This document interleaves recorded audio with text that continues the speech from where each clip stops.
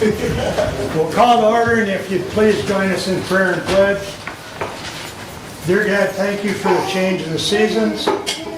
As we leave winter behind that wore out its welcome, I step into spring with a fresh heart, ready for nature to take its course.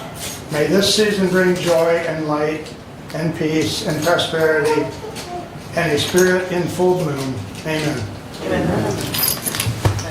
I pledge allegiance to the flag of the United States of America and to the republic for which it stands, one nation, under God, indivisible, with liberty and justice for all.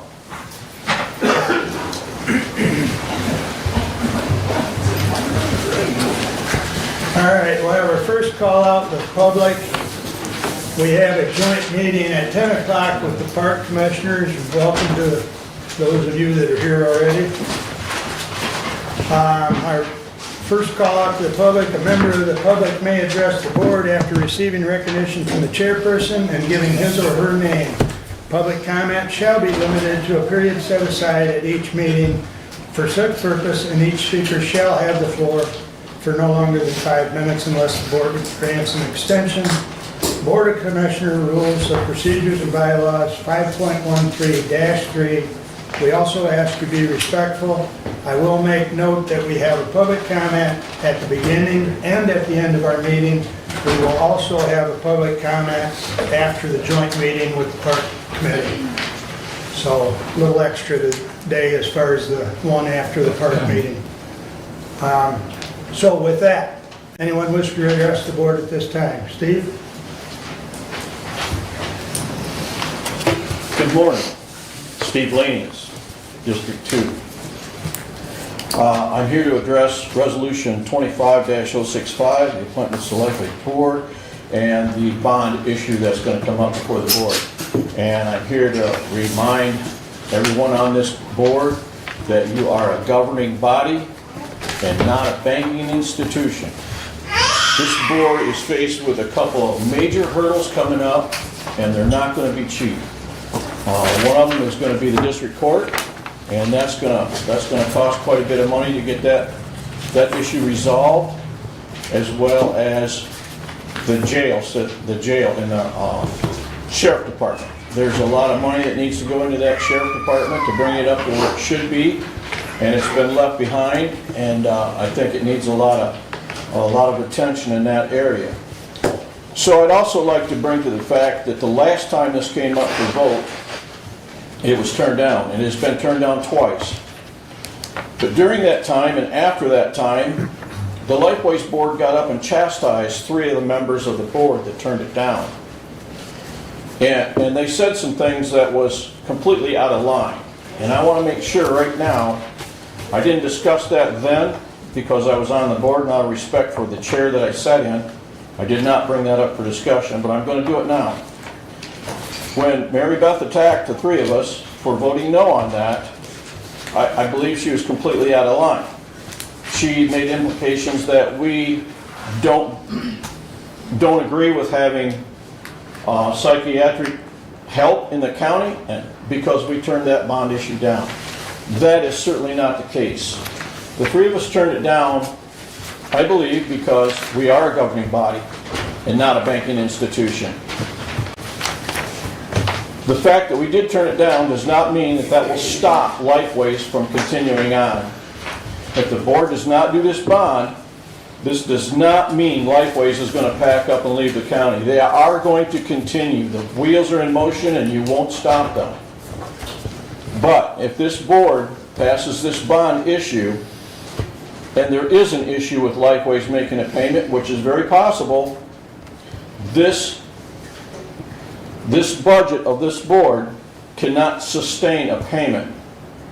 And Commissioner Leininger will back me up on that, I'm pretty sure. I'm pretty sure, because his favorite statement is, where's the money? Where's it going to come from? Furthermore, the current administration that we have in Washington, D.C. right now has made statements to the fact that human resource networks are going to be cut budgetarily. And they're not light cuts, they're going to be big cuts. How deep this is going to affect Lifeways is yet to be seen. but I can guarantee it will have an effect on it.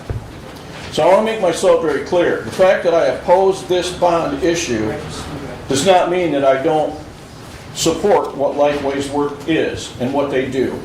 I do support what they do. And I think they're a needed entity in the county.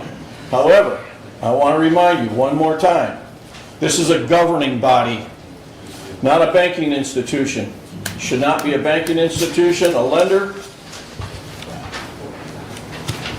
or a landlord.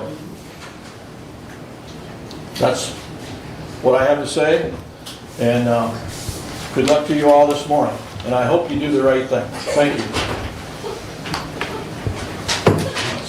Hey, good morning, Russell Richardson. This is my first time coming to a Board of Commissioners meeting. Thank you for having me. I appreciate the comments that I've received back from most of you. I think I heard from everyone except for Kevin, my email expressing concern over this Lifeways board bond issue.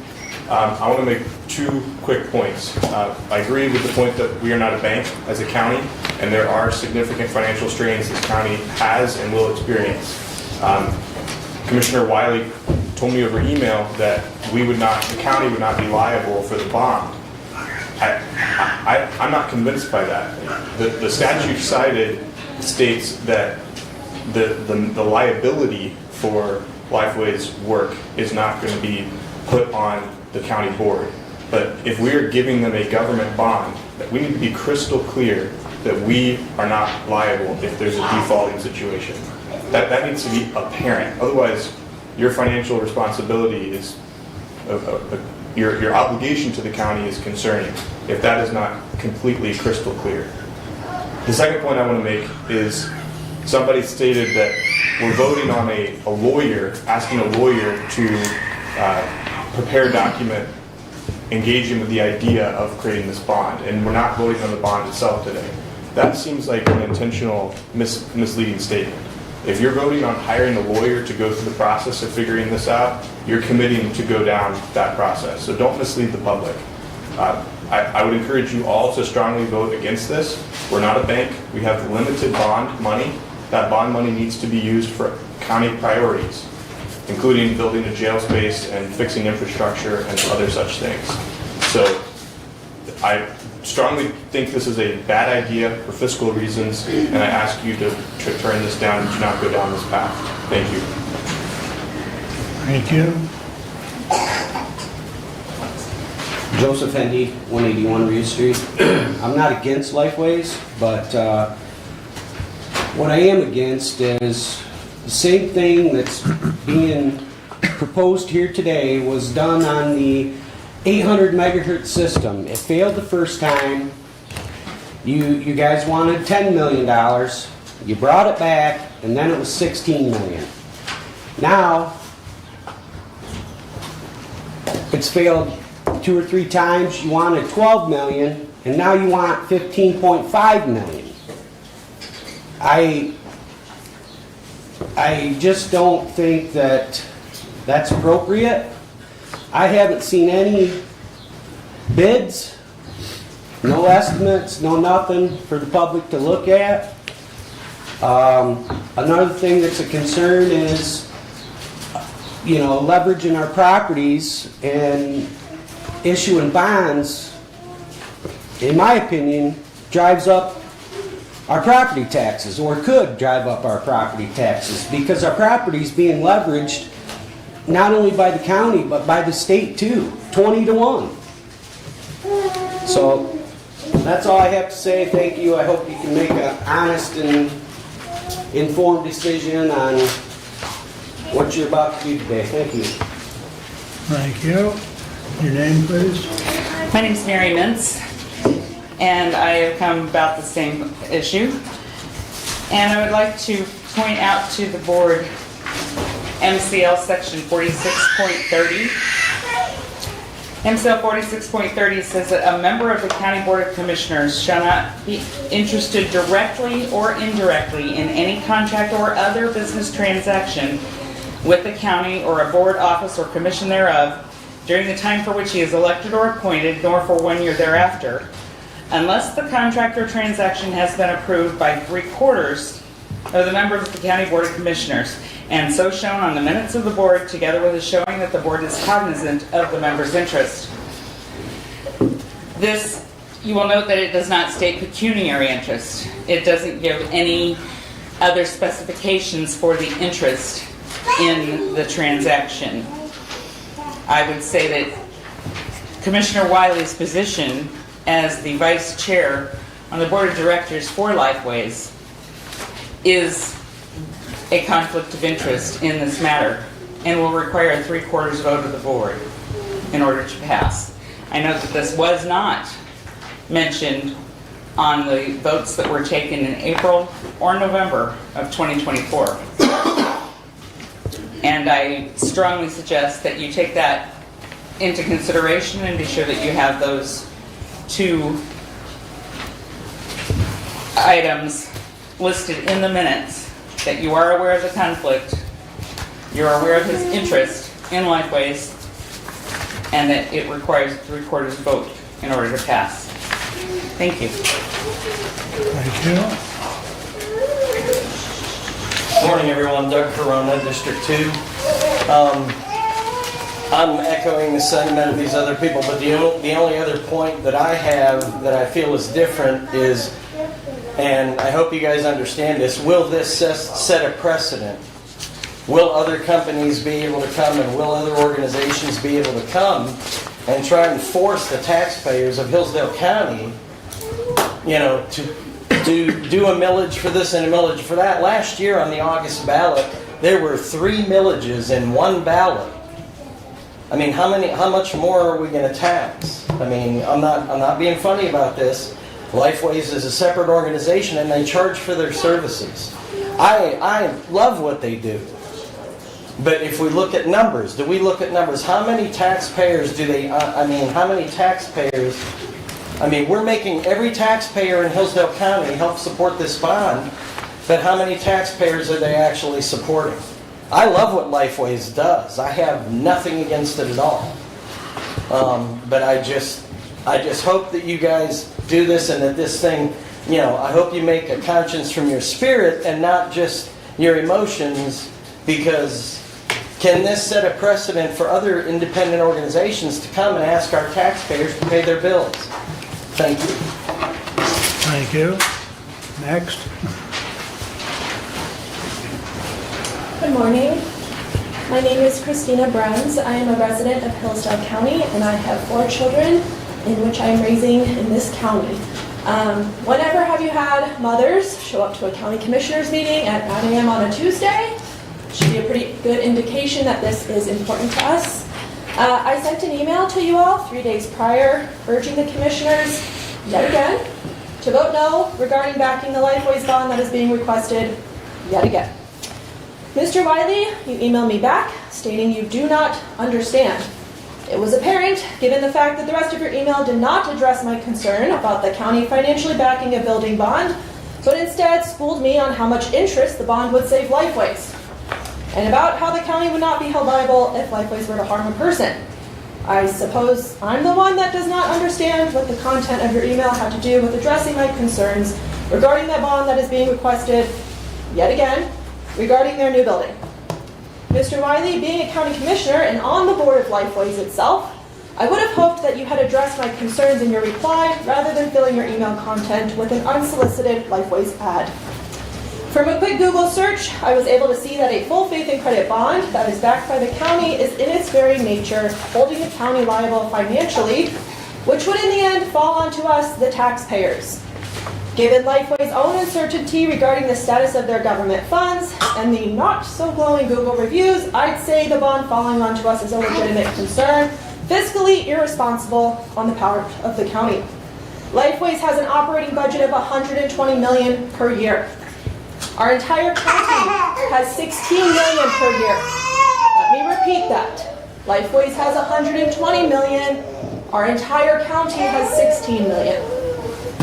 It's almost comical that we, the county, would even be entertaining this request again. Aside from debating the nature of financially backing bonds, I am fundamentally opposed to the core of what Lifeways is doing throughout our county. A brief perusing through their website and media, one may find LGBTQ+ ads and propaganda, and Lifeways has expressed openly a desire to penetrate, direct quote, penetrate our school systems. As a mother raising children in Hillsdale County, this is absolutely unacceptable. Our choice to raise children in Hillsdale was made in part because it was a place that was not laden with content such as this. As a citizen, taxpayer, and parent living in Hillsdale County, I urge you all to vote no, again, on this bond. Backing it is choosing to use public credit to support massive left-wing grift, funded already 3 times via local, state, and federal taxes. Thank you.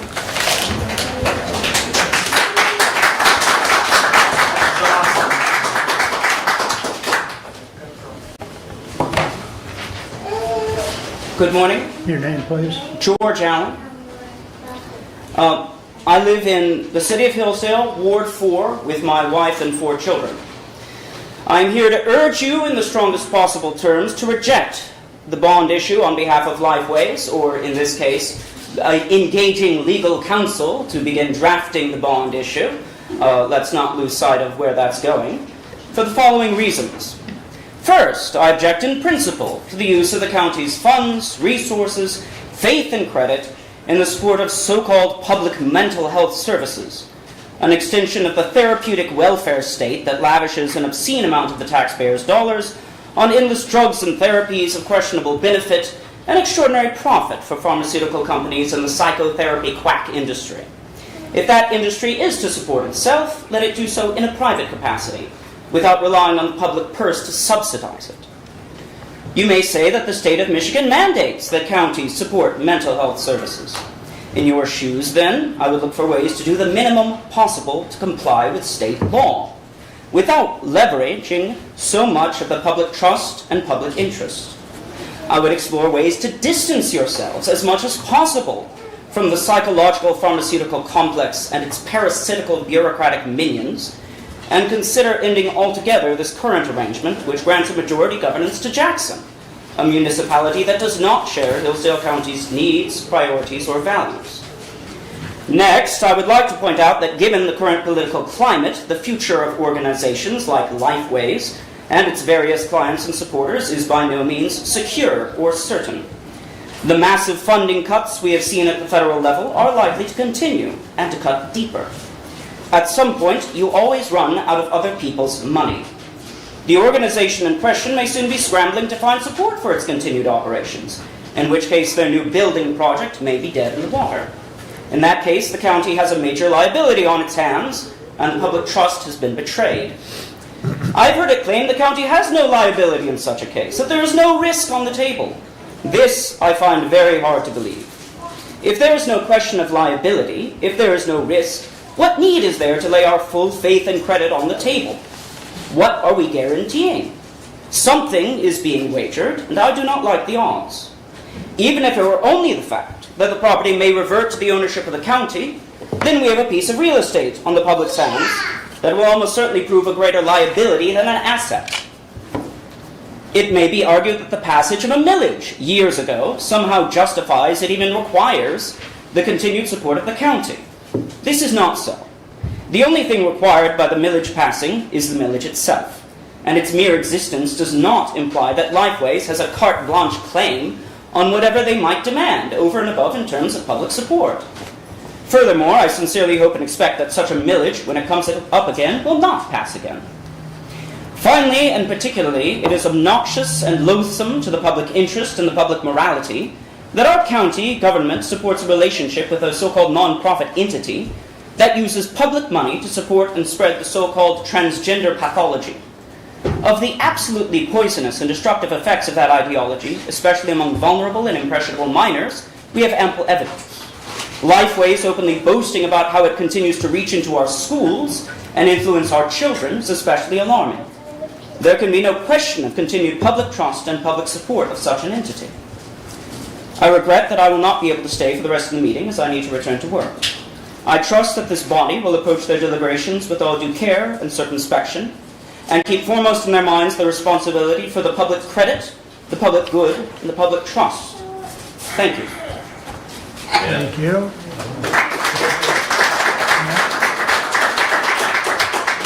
Next, please, if there is.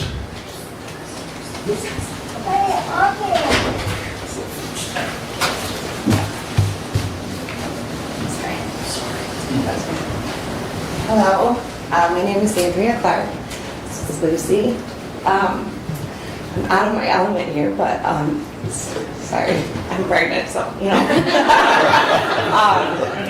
Thank you. I've lived in Hillsdale for over 20 years. My husband and I have owned property in Adams Township for over 15 years. We are parents to 5 and soon to be 6 children that we're raising in Hillsdale County. We weren't born here. I'm from Lenawee County, and my husband is from Lansing. And when we were a young family deciding where we wanted to, or a young couple before we had any kids, we decided that Hillsdale was a place that we wanted to raise our children. And the reason we chose that is because the county holds our family values. It's a place that has always fought with courage to remain, to fight against those outside and like big city influences that would seek to come in and have a lot more of these radical ideologies that we see sweeping our nation. And Hillsdale has always been kind of a bastion in the storm against that because of the people, because of our leaders, because of who we choose to elect, and because of who we are as a community. And so I'm here to talk about the Lifeways bond from the perspective of a mother and from the perspective of the family values of Hillsdale, and thinking about this issue as we might for our own families. A lot has been said already that I don't need to repeat, especially by people who are more knowledgeable than I am about the finances of this, but one of the things that I keep thinking about is if someone came to me and into our family and asked us to co-sign a loan for them, but yet they were always at the risk of losing their job, which is the case with an organization that is mostly federally funded. The funding could change in the drop of a hat, and then the county would be stuck with the liability for that. None of us would make that decision personally because of the impact that would have on our children. And 20 years doesn't look like a lot on paper, but like she will be an adult when 20 years is over. This baby that's not even born will be an adult in 20 years. And that's a lot of liability to take on when there are other county priorities and other things that more directly impact more people of Hillsdale County. Not to say that mental health isn't important, but there seems to be that there are bigger priorities that affect more of the people of Hillsdale County. And also, I feel that this is being proposed as a false dichotomy, like either we fund this bond or we don't have mental health, which is not the case. Secondly, and Mrs. Brown's already mentioned this, but I've been, since this issue came up the first time and then also the second time, and I also want to thank those who have voted it down and who have responded to my emails in the past. Thank you very much. Sorry.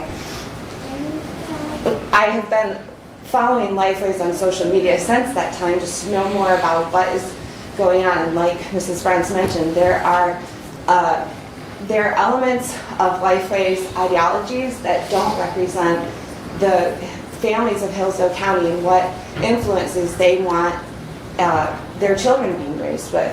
That's something that is apparent from the makeup of Hillsdale County and the things that they consistently support or reject at the ballot box. And so it's very concerning to me that this just keeps getting brought up, and it seems almost as like a war of attrition that it's been voted down, again. Today I have to come and talk, which is not really what I would like to do.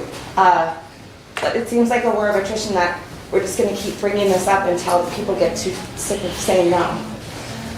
So I would just ask that you would vote this down again today, as you have in the past, thinking about the family values of Hillsdale, the priorities of our county, and what is best for our children into the future financially and in terms of the influences that we would like to have in our county. And then also, financially speaking, I think we would find it difficult on a personal level to invest so much in a project over which we have no direct insight and that is not accountable to us. And so I would ask you to think about that on the county level. Again, thank you to those of you who have already voted no in the past, and I I urge you all to vote this down again. Thank you. Thank you, Adrian. Anyone else at this time? Hello, my name is Calvin Stockdale from District 2 in Fayette Township. And I don't mean to take a lot of your time here, but obviously this is an important issue to the community, as we can see from the turnout in this room, and I'm sure many of you have received many emails to that effect. Pursuing this further down the road of looking at getting a bond is pushing toward eventually just a greater stronghold with Lifeways in the community. I think that this community does not want that, and I hope that you guys would take that into consideration on this vote. Thank you. Here, here. Anyone else at this time? Hello, my name is Megan Campbell. I'm a mother of 6, wife of a local business owner, and also a mental health practitioner. And I have experience working in private sector, public sector, hospital settings.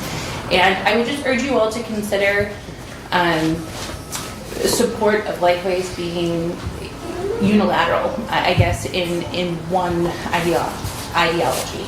So working in the public sector, I see that it really does serve one specific community.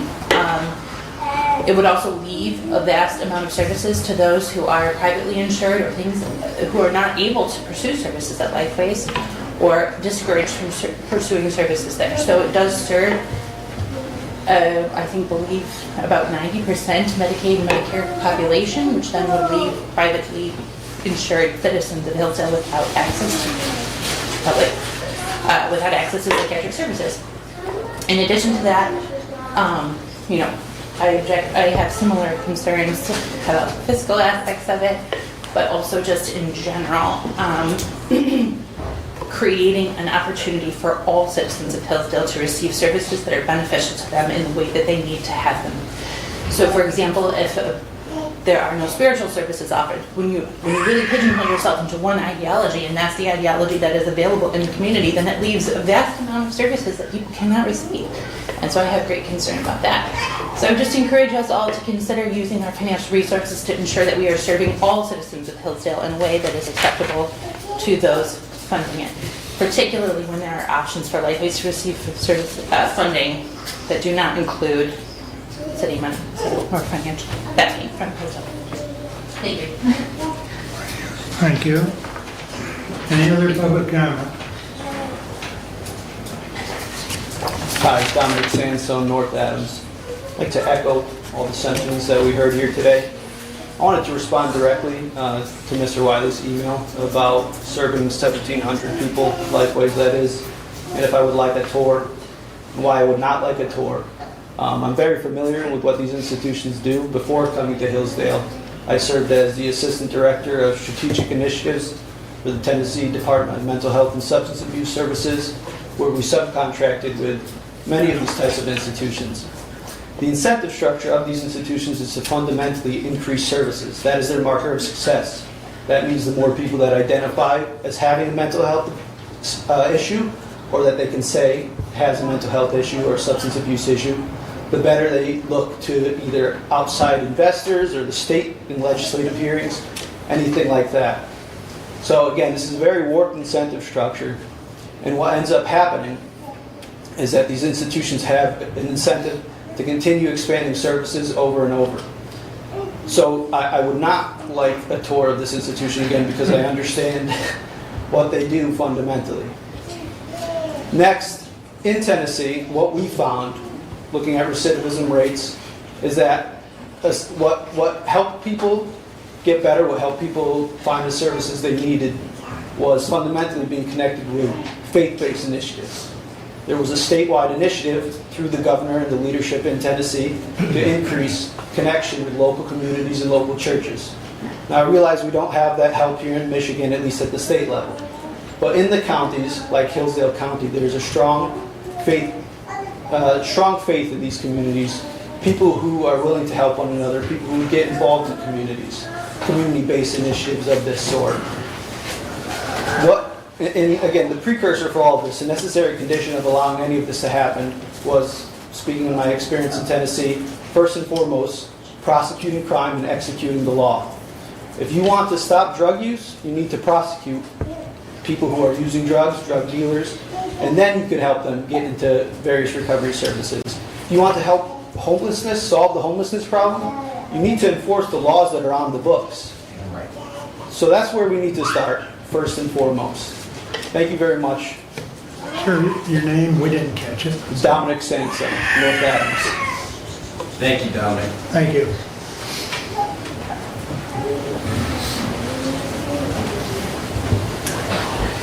Hi, Jacob Bruns. I live in the city of Hillsdale with my wife and 4 children.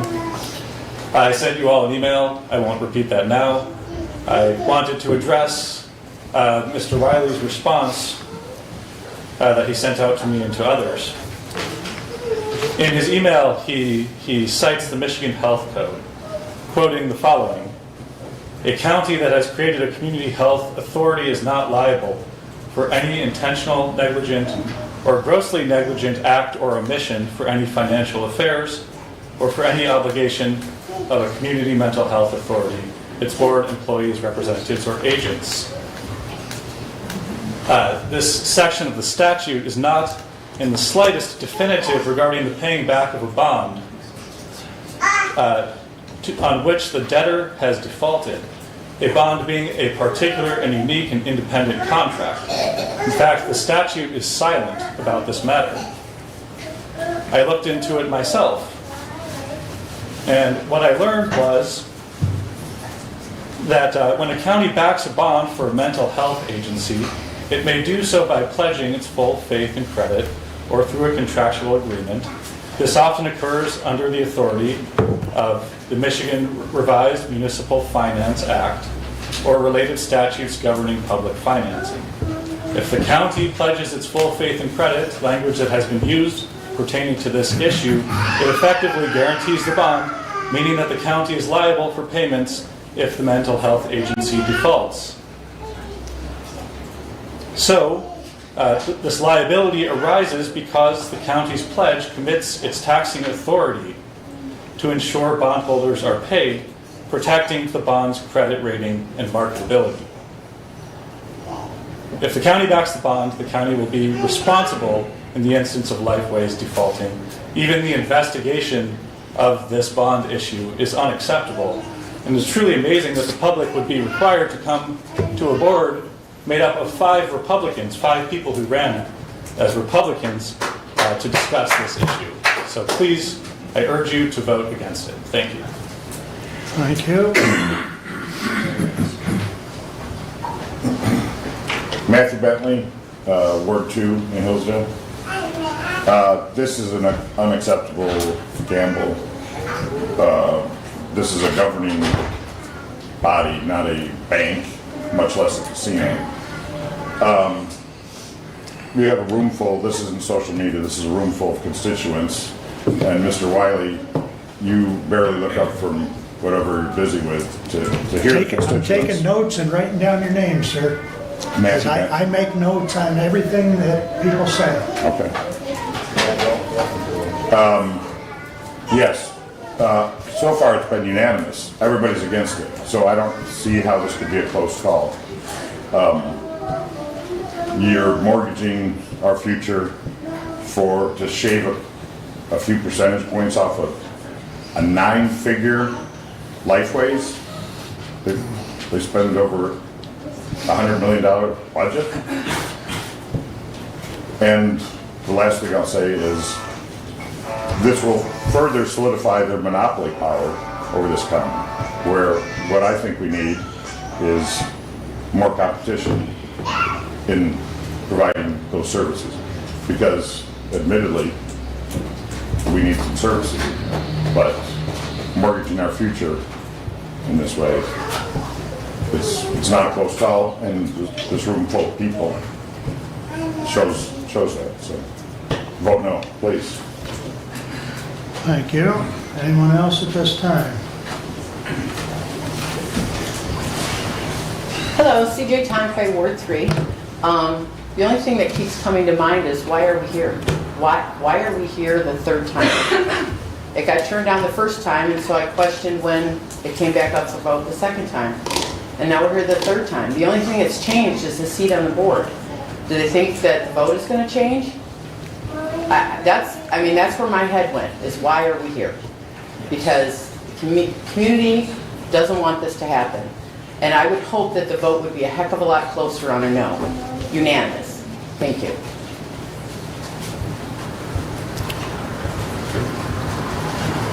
Hi, my name is Bridget Palladino. I'm in District 1. I live in the city of Hillsdale. I am here to echo what a room full of constituents have said. I'll keep it short. I know that long meetings are grating on you guys. I sent an email yesterday with my reasons for opposing the approval of this bond. It's been opposed many times before, 2 times, and I urge you to repeat that opposition today. I received an email from Mr. Wiley. Thank you for responding. Though the email that Mr. Bruns read and repeated seemed to indicate that either Mr. Wiley was not sure of what a bond is, or that he's being deceitful in some way about what a bond is to his constituents. So I hope that I'm misunderstanding either of those things, and would be happy to receive an explanation from Mr. Wiley. It's a disappointing email. So thank you so much. I just would like to, again, repeat, I agree with what so many people have already said today. I could read my email, but I won't. Thank you so much. Thank you.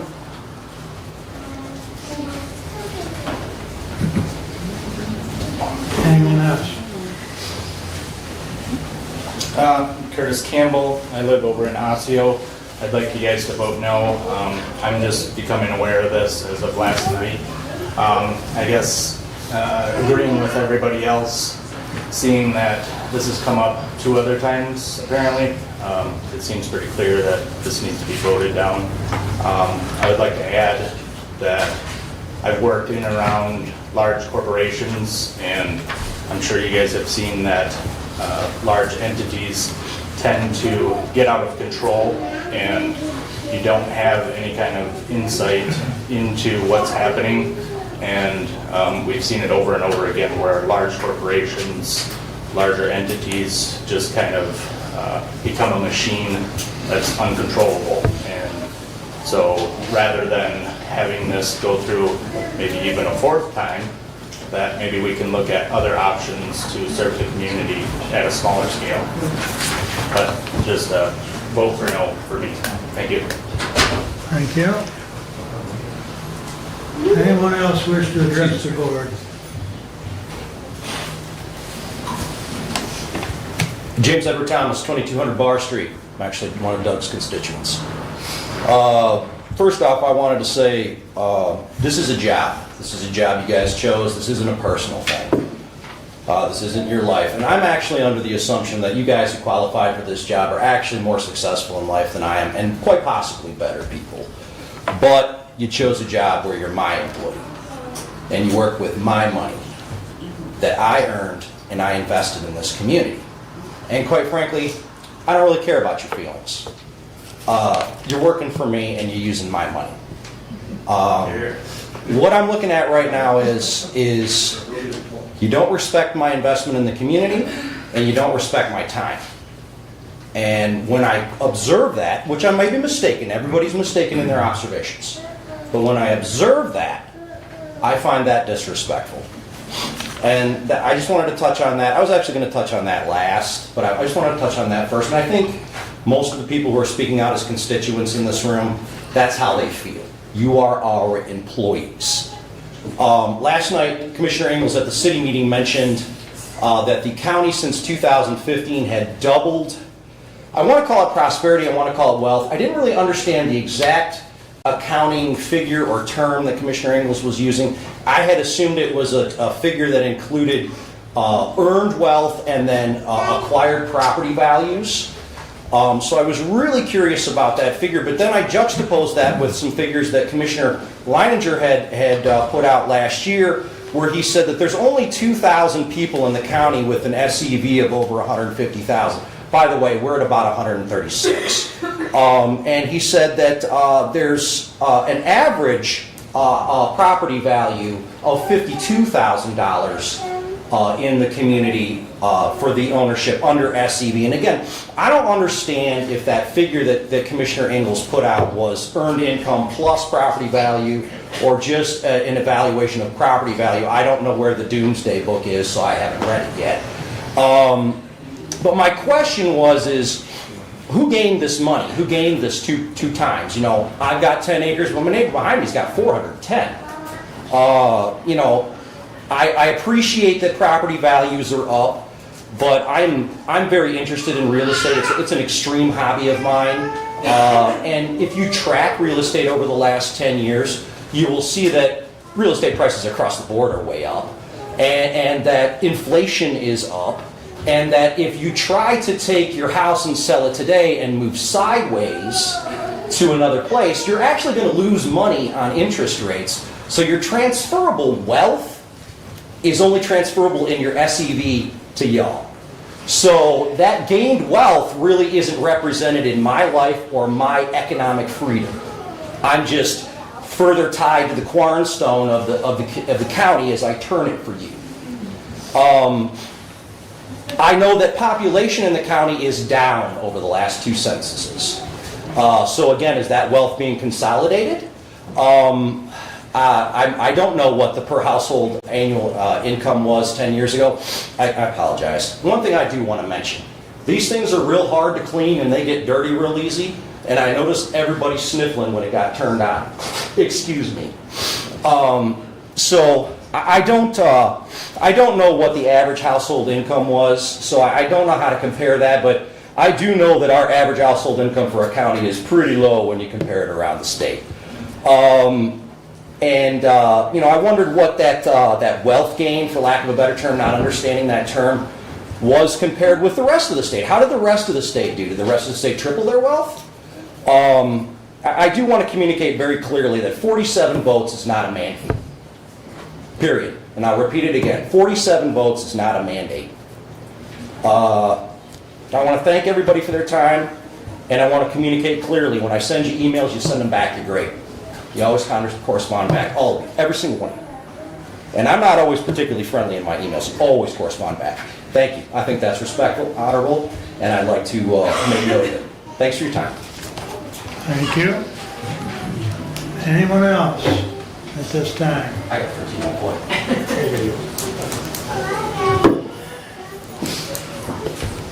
My name is John Johnston. I actually work for Lifeways. I'm the Executive Director of Administrative Services. I wasn't going to speak. I wasn't asked to speak on behalf of my CEO, who gives her regards. She's in Lansing at a mandatory meeting. I just want to speak just briefly. If I can give my perspective, I certainly hope you can appreciate what I'm saying. My background is staunchly conservative myself, even though I work for Lifeways, which apparently I'm required to have blue hair and be quite different and everything like that. I don't see Lifeways as that. I am a military veteran. I am a retired police officer, and as I said, I am staunchly conservative.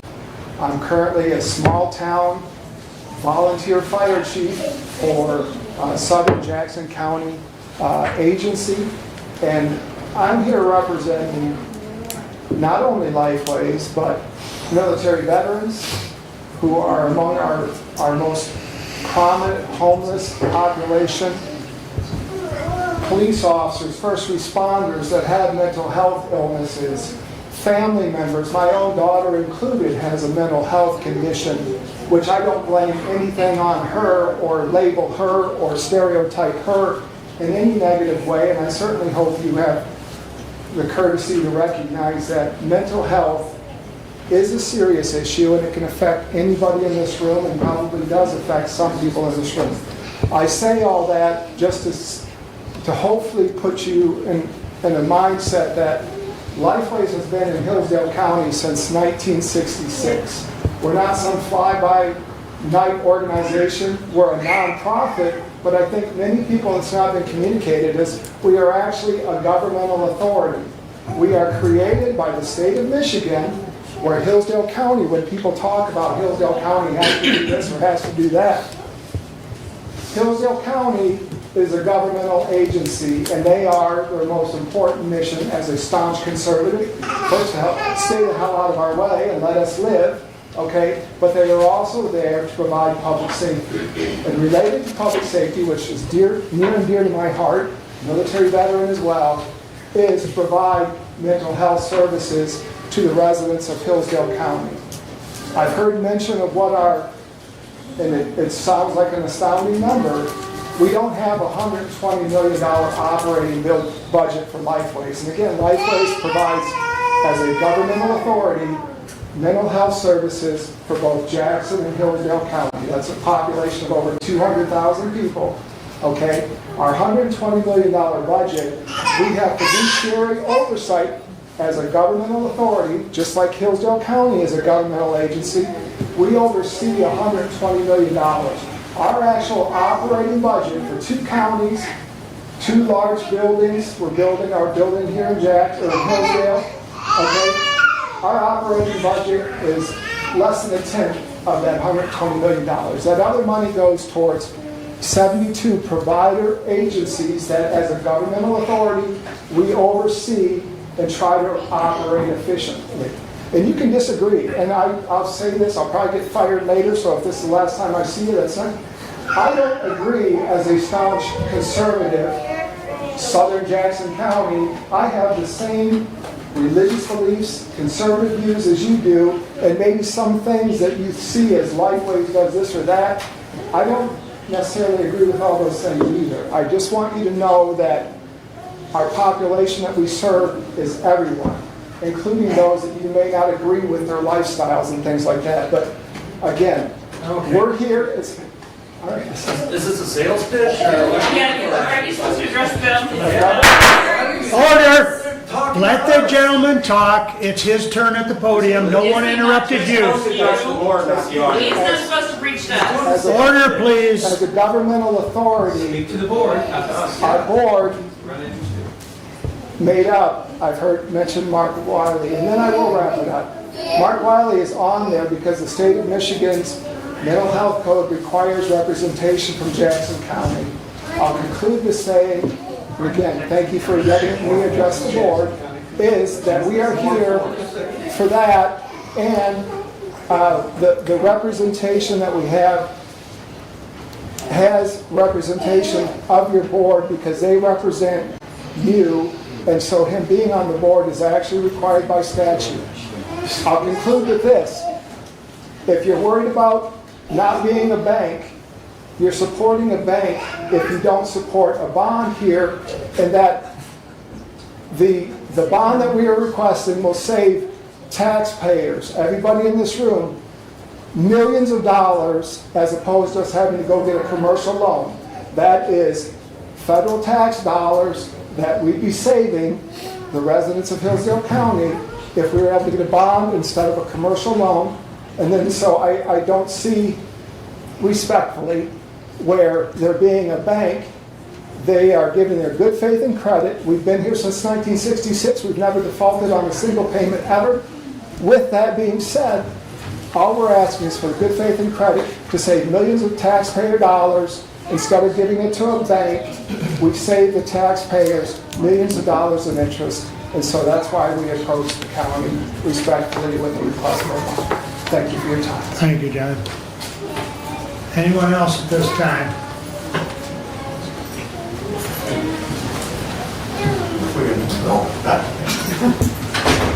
Morning to the board and the citizens here. This is my second time seeing how the sausage is made. Your name, please, My name is Todd Brault from Hillsdale County.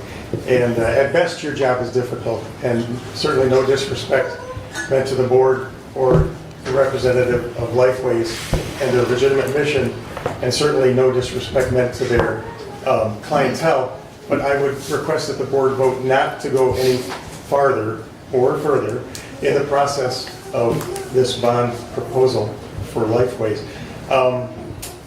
My parents used to tell me you don't always get what you want, and Lifeways is seeking a huge expansion, and most of us are against that. We're against some of the things that they, some of their policies and practices, and we don't want to see any more of that. And again, if their legitimate mission is kept to, not many people would have a negative view of what Lifeways is doing. I'm going to lose my train of thought here, but I would request that you folks vote no in carrying this process any further. And that's about all I have to say right now. Everybody else has said what I wanted to say. So thank you very much. Thank you, Ted. Anyone else? All right, thank you. Oh, one more, go ahead. Your name, please? My name is Jean Heisey. I live at 157 Budlong. I looked at the website on Lifeways, and I can see that they do some very fine things. There are two issues that concern me that and the financial thing has been addressed, but the one issue is a social issue, that we will become a magnet for people who will not be productive citizens but are needy, and whether they are legitimately or not. And we do not need to grow that part of our community. The other thing I'm very concerned about is the moral issue with Lifeways, and that really has not been touched. I was a school teacher, and I taught teenagers. I always wondered why God made teenagers. They are the most confused, silly, unpredictable bunch of people, but I love them to death. And they love me. But to confuse them with this whole transgender issue that all of a sudden is becoming very popular is wrong. It's wrong and it's sinful. Teenagers are confused by their very nature. But to encourage that confusion and not help them understand that God made them wonderful individuals, whom either men or women.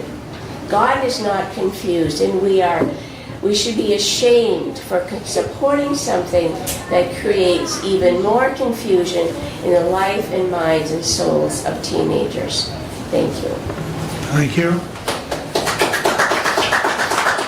Anyone else at this time?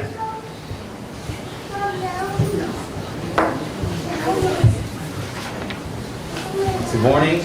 Morning. I'm Father Stephen Allen. I live in Hillsdale City, District 1. Thank you for hearing us out this morning. Of course, I'm here to say please vote no on this bond. I understand that our hands are tied and that the leftist power structure in Lansing dictates that we operate some kind of so-called mental health agency. But it doesn't dictate that it has to be Lifeways. We don't have to give them the monopoly. Lifeways promotes the LGBT ideology to our children and our young people. This is not science. This is not good mental health practice. This is an anti-Christian belief system that openly opposes the model of the traditional family. And the traditional family is the bedrock of a mentally healthy community. Amen. So what they're doing is inherently against their supposed mission of promoting mental health. It's certainly not promoting mental health, and this activity of theirs certainly is not the mission of our county government.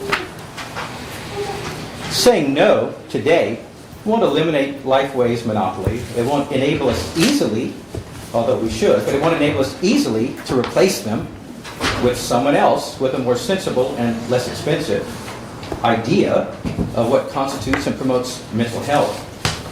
But we have to start somewhere. At some point, we have to say that enough is enough. Why not today? Please vote no. Thanks. Thank you. Anyone else?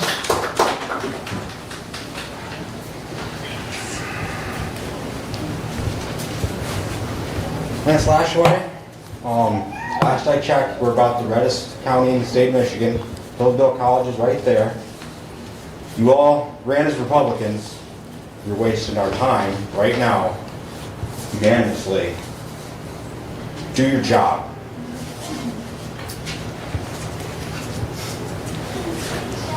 Anyone else? All right, thank you all for attending. I'd entertain a motion to approve the consent agenda. Mr. Chair, I would like to move 4.3, Resolution 265 down into your committee, please. 4.3. With that change. Support as amended. Thank you. Any other additions or corrections? Hearing none, all those in favor signify by saying aye. Aye. Opposed, same sign. Correspondence is listed. Any comments on correspondence at this time? Hearing none, we'll move on to the regular agenda. I would entertain a motion. Regular agenda? Yes, I'll move the regular agenda. I'll support. Thank With you. the addition of 25065 underneath the chair. Okay, any other changes or corrections? All in favor, signify by saying aye. Aye. Opposed, same sign. All right, that brings us up to standing order, and Lynn. Is Lynn here? There you are. You were hiding behind the podium as far as my line of view. Sorry, I was going to get behind it. I'm missing anyway. Good morning. Good morning, Commissioners. I know you've got a very busy day, so I don't want to take up very much of your time. I'm just here to kind of report on the quarterly contract that we're required to submit. So I did send that in. I know you've all seen it. Since then, I actually also want to update that we've hired another, since that was submitted, part-time paramedic. So that's some additional help that we'll have going forward. And we always have interviews standing for EMTs as well. So, does anybody have any questions on what I've submitted? Lynn, what's your total right now as far as personnel, both full-time and part-time?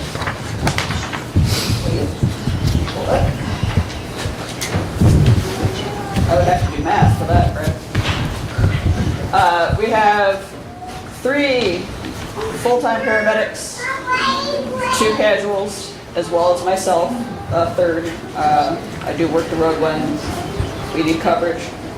I believe we have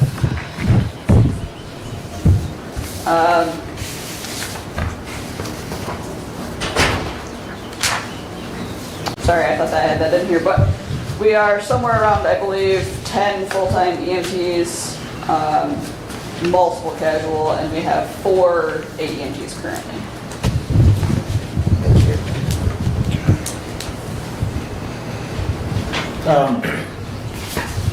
You're unable to handle calls. Yes. Is there any way you can do a report on those as to which ones you were unable to handle because as far as your staffing, maybe you had a ambulance there, but you didn't have a paramedic to ride on the ambulance? That has been broken down multiple times in the ongoing discussions with Hudson. I can break it down prior to now for the reasons, for instance, why typically it would be an ALS assist if we didn't have a paramedic available and we didn't handle the call, or they would have handled it entirely because we were not in the area. I can break that down going prior to now and submit those numbers if you'd like. The problem going forward is that since the county has started their new CAD service, I don't have any access to those numbers, and I know that Thomas is looking at how they can report those. So that's going to be a bit of an adjustment as we go forward for how we can get those numbers.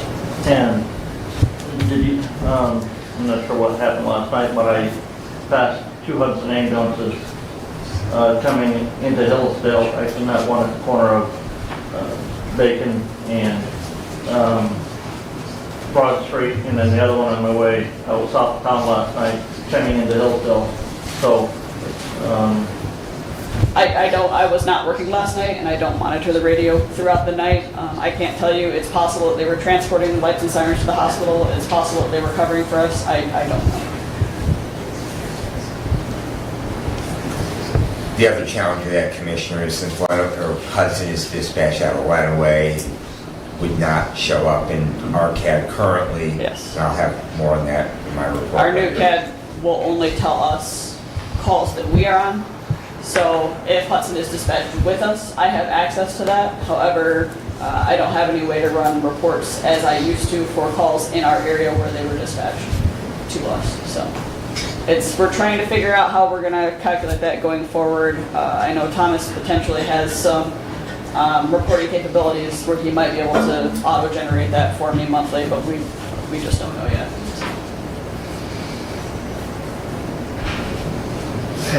As we work through the issue, Lynn, Yes. as well as Jim, thank you. They both ran reports which were very similar. I'm sure Lynn could share them with you if you'd like, Brent, because they were, and that's pre-CAD, so. Yeah, so fortunately, just because of the mechanics of the old CAD, I could run reports based on anybody's dispatch. Rightfully so, I cannot do that anymore. They've locked it down a little bit more to individual agency, which is a good thing. However, it does make reporting difficult, so, for both sides. And I don't have access to Lenawee.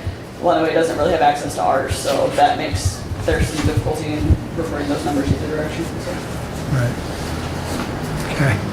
Go ahead. So you mentioned Hudson Ambulance Service.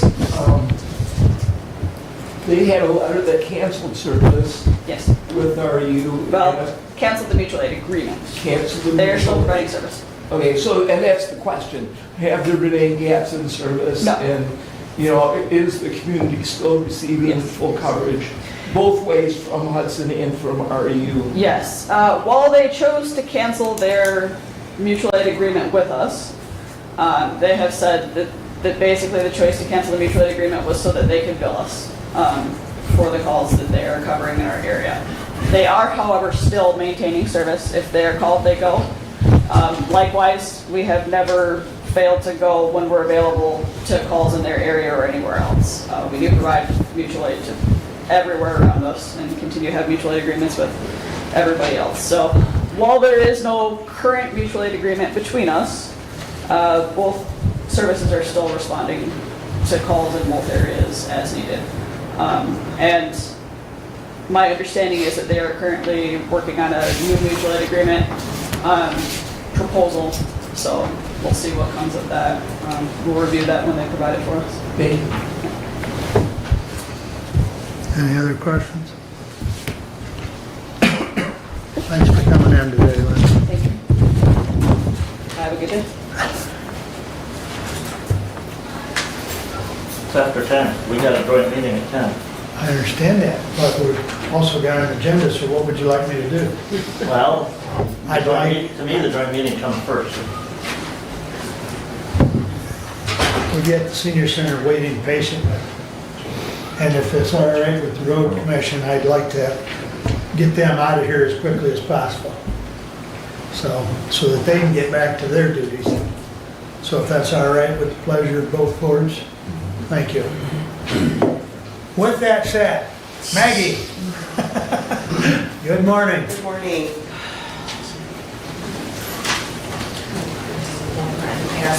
Down that way, I don't take up too much of your time this morning. Good morning, Maggie Monroe, Executive Director, Hillsdale County Senior Services Center. Thank you very much for your time this morning. I'll try to make this brief. We have a lot to report on today. Since senior package, you'll have our fiscal year 24 annual report. I will just note some of the highlights in that. In fiscal year 24, the center served 3,052 unduplicated clients, or 30% of the 65 and over population in Hillsdale County. We provided 6,045 more meals in fiscal year 23 than in fiscal year 24 than the prior year. Provided 82,154 meals to 491 unduplicated clients. Provided 12,468 congregate meals to 971 unduplicated clients. 72 new volunteers, 12 more transportation clients, and our volunteer transporters drove in excess of 24,563 miles. We served 244 more congregate meals to 70 additional people, loaned out 173 pieces of medical equipment to community members, an astounding 19,342 fitness visits, and completed 1,709 hours of outreach to 821 community members. And currently our home-based services department services 160 older adults in Hillsdale County. Our spring appeal is dedicated to our community garden this year. We're really hoping to make this underutilized resource a larger staple of the center, including ergonomic gardening tools for the population that we serve and handicap accessible raised beds. We're currently working with the Hillsdale County Community Foundation for our Fresh Produce Initiative. It is a pilot program available to Litchfield residents only at this time. And it was inspired by Litchfield residents that complained that they had no local stores to get fresh produce from. So we are doing this once a month, and we had our first distribution in April, which distributed 44 fresh produce bags to Litchfield residents. So I just want to again say thank you to the Hillsdale County Community Foundation for this gift and all others who have made this initiative possible. It's a lot of work, from packing, delivering, distributing fresh produce bags to grant writing, budgeting, purchasing, advertising, tracking, sharing, and more. Our fitness report did show that we have 63 new members. So for our March report, that went up from 385 to 448 new clients. We do have a new program, which is our low intensity cardio drumming, and that is reserved for those that have physical or cognitive handicaps that makes it difficult for them to participate in regular cardio drumming. I won't go through for the sake of time, all of our lifelong learning events, but you have the report that I shared with you that talks about our Cooking for One classes, our AARP driver safety classes, the senior breakfast that we host every second Wednesday, January through May and September through November, our Lunch and Learns, which included community CPR, and Dr. Heather Green with a topic on women's pelvic health, Connection Cafe in collaboration with Wellwise Area Agency on Aging, and of course we had our Good Friday breakfast on April 18th, which welcomed approximately 180 people. Our evidence-based disease prevention commitment to the community is ongoing with our foot clinic, that we have received an astounding response to that clinic. The next clinic is scheduled for April 25th. It is already full, and we are currently, because of the response and demand, working with the podiatrist, Dr. White, to expand that clinic. We also have a new memory care clinic, and that is designed to assist community members from the doctor's office getting a dementia diagnosis to linking them with local resources that are available to them and giving them best practice tips on how to navigate that chronic condition. We continue our community collaboration. This week we are celebrating our Volunteer Appreciation Week. We are extremely grateful for our volunteers. They are the core of every nonprofit, and so we celebrate them this week with a breakfast that is offered on Friday. We're thankful for our Hillsdale College Bowl volunteers who were a tremendous help with spring cleaning. We continue to work with Key Opportunities to have students come 5 days a week and help us with our congregate lunch responsibilities. Hillsdale Area Career Center students have been instrumental in facilitating our digital literacy workshops. They provided assistance to, they provided 22 clinics, 26 unduplicated clients, 66 duplicated clients, and volunteered a total of 130 hours. We continue Adopt a Highway as we have since 2011. our American Red Cross quarterly blood drives, and our Lifeline screening event that is scheduled May 6th at the center.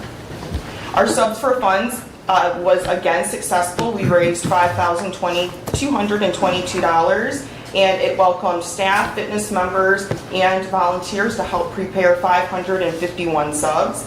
We'd like to thank the community for their profound support of this.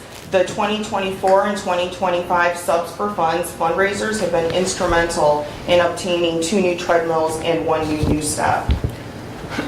Upcoming events, just a reminder that we do host our monthly cash bingo the first Thursday of every month.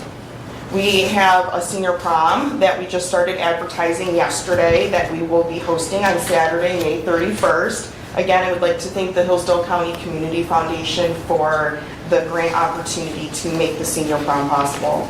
We have a new event coming up in July, which is Oktoberfest, and our pancake breakfast. With the with the current economic climate, I wanted to put in the report on what the senior center is doing to advocate for those that we serve. And this isn't something that we just do around election time. We do this year round and have been for 2 years. So we participate in, we are members with Meals on Wheels of America, and I participate in their advocacy team. For the last 2 years, we have invited state and local representatives to join us for March for Meals Champions Week, and have gotten support from Senator Bellino and Senator Gary Peters. We participate in the Michigan Nonprofit Association Day every year, and we annually assist Wellwise Area Agency on Aging in collecting lawmaker literature signatures in support of our mission and cause. So the Board of Commissioners have a report in front of them with some pictures, and you can see the last time I was here, I informed you all that if Dan LaRue, our finance director, sold 2 subs to 2 county commissioners, he would get a gold star. And so I put a picture in your report of the gold star, and so this has now breeded some competition. So next year, if I can get 2 Board of Commissioners to participate in Champions Week, I in turn will get a gold star. Benchmarking, the center was nominated for the National Council on Aging 2025 Programs of Excellence. Awards will be announced in May. And we were nominated for our intergenerational connections within the community. And we do that by fostering a diverse and inclusive environment for all to learn. That is all I have for my report. Are there any questions? You'll just have to remind me like Dan did, you know. Okay. But those are good subs, and I do enjoy them. Okay. So, how many did you have turn out for the Good Friday morning breakfast? 184 is our tentative count. Okay, excellent, excellent. My niece invited me because she helped serve, she works for Wellwise, and I texted her and I says, the weather's too nice, I gotta keep going. It's the springtime of the year, so, but, very good, thank you. You're welcome. Any other questions for Maggie? Go ahead, Brad. Thank you, Mr. Chair. Maggie, I just want to remind you that I'm not seeing cinnamon rolls here, so. We did. We did. Doggone. We did, and so the other thing that Gold Star did was because normally I'm tasked with that, I always make sure that there's cinnamon rolls, and before I could get to that, Dan was at my office and he's like, did you do the catering request for the cinnamon rolls? So you've got him on your side now.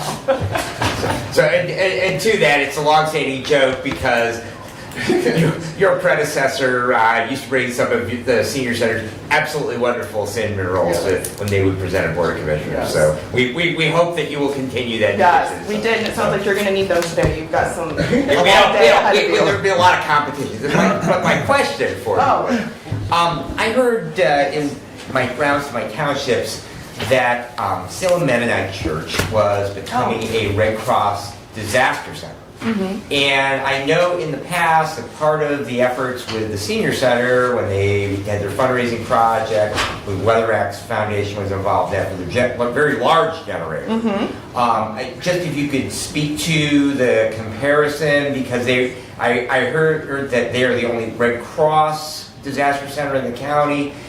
And so, just for clarification, not only for myself, but for the public, since we're on YouTube and everybody can go look at this, how does that juxtapose with what the efforts are down there in the south part of the county, which definitely would make that area, which is a long trek up here to Hillsdale, what your services are offering as a disaster center? Yeah, well, I'm glad that you asked, because I recently met with John Churchill, who is a member of the Salem Church, and he shared with me his ambition to try to make the Waldron or Salem Church an American Red Cross disaster site as well, which currently it is not. And so, but in his efforts to do that, that would still not necessarily impact anything that the center does. In fact, I think that if there were truly an emergency, because that is such a rural area, if someone were not able to get to the center, that would be a great alternative site once they were fully deemed ARC disaster site. Very good. Yeah, and I look forward to that additional assets. If we ever do have any form, just all you have to do is look to northern Michigan and the issues that they had with power and the devastation that occurred up there. We, a couple of years ago experienced a week or more of people without power within our county. But very, very definitely need those additional resources. Well, so definitely. Thank you. Yes, and thankfully the last time the center did have to open as an ARC disaster site was in February of 23, when we had all of the damage from the ice. And so we were open for those 5 days, 24/7, to accommodate the community. And we'd do it again if needed. Right. Anything else for Maggie? Did you end up getting the new vehicle then for? Oh yes, thank you for asking. Yes, we did That was quite a discussion at the meeting. Yes, we did purchase a new vehicle for our Meals on Wheels department, which has been of tremendous support. So collectively, and I don't have the numbers in front of me right now, but it was approximately $21,000 that we were able to raise between the appeal. So that has definitely been helpful. We thank the community for their support. All right. Anything else? Dan, your turn. Well, I'll make it extremely brief, just for the sake of time. I've sent over our audit. As you can see, it's a good, clean audit. Is there any questions regarding the audit? The audit and the March 31st income statement is in the packet. Yep, that's in there as well, showing that we ended the first 6 months of our financial year at about $30,000 net surplus. So, again, I don't want to take much of your time, so I'll just receive questions if you'd like. Everyone had a chance to look at it, I presume? When will you be making that? I knew you were going to say it. We did last week.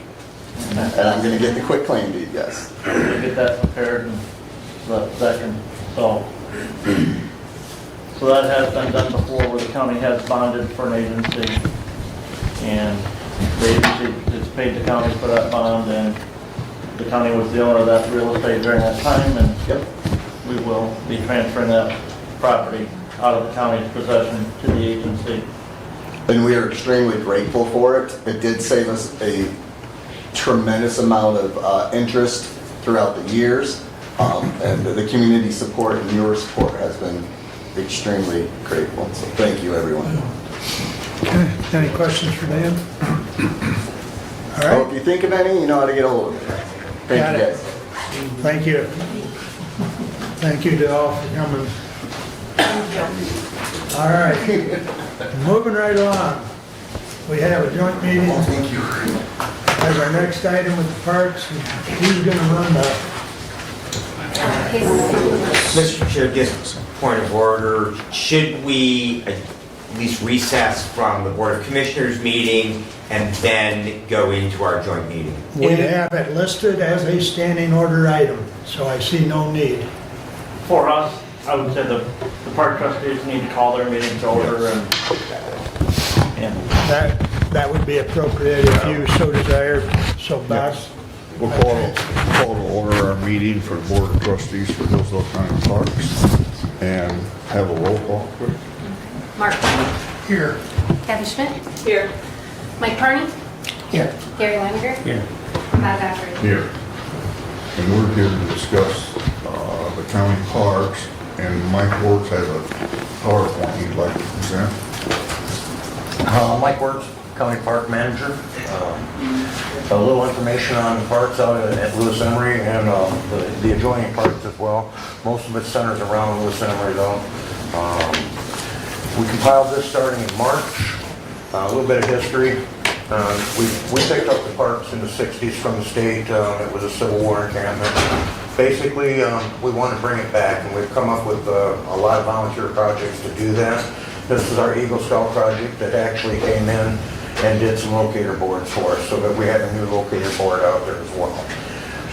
Our remaining balances of money in the bank is $2,602 at the end of February.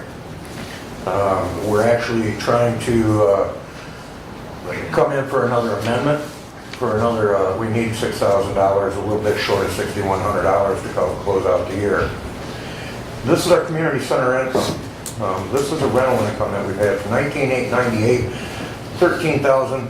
Basically, we've ended up with about $12,000 in, I want to say average rentals.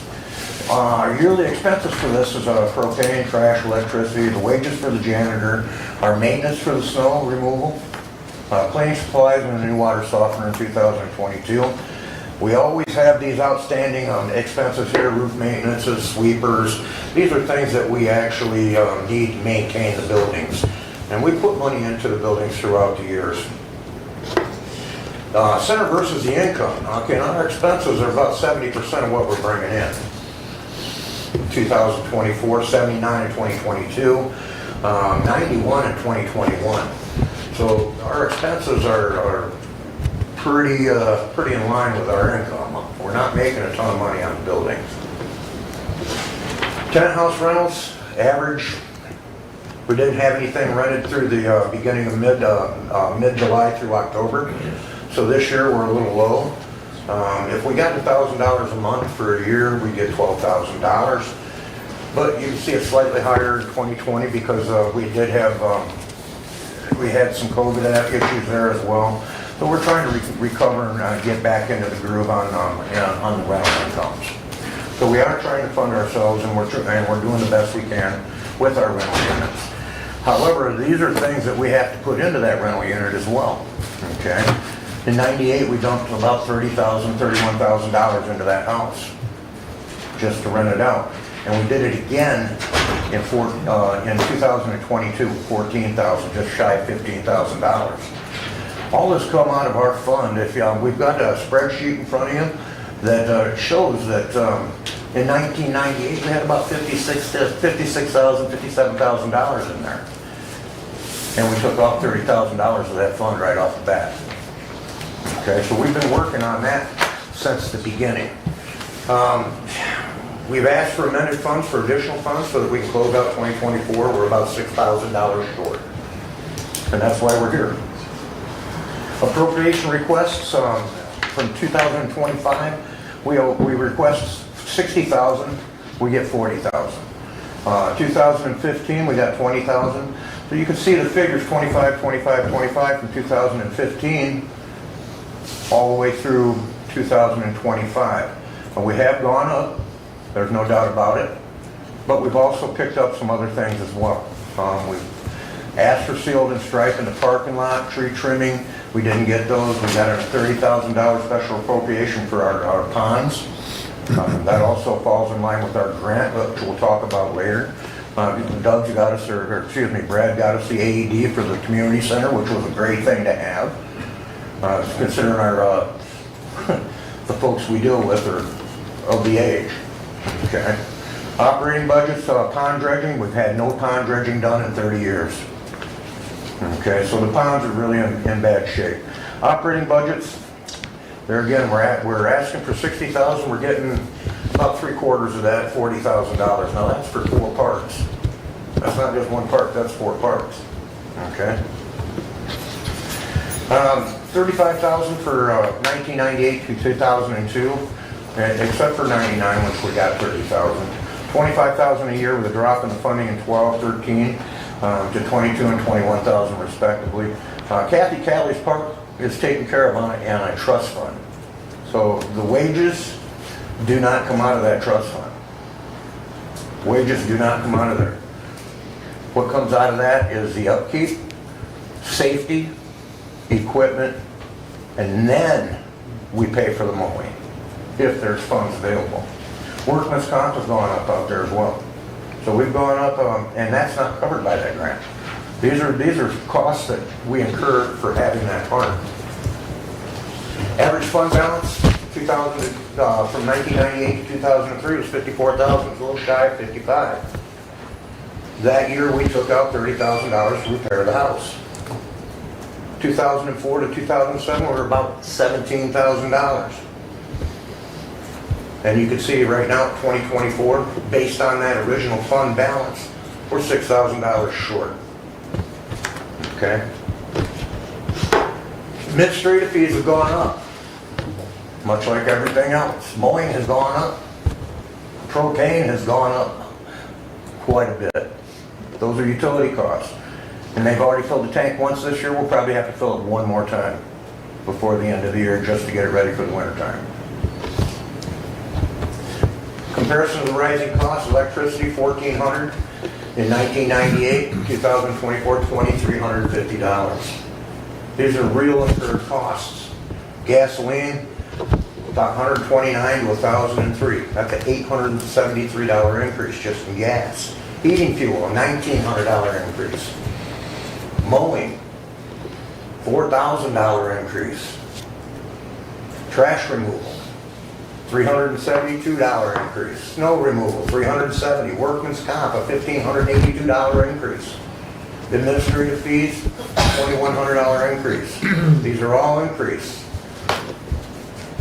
This doesn't consider the aging equipment replacement costs for any of the lawn or groundskeeping tools. Some of the tools are being brought in by the people that are working there. Okay?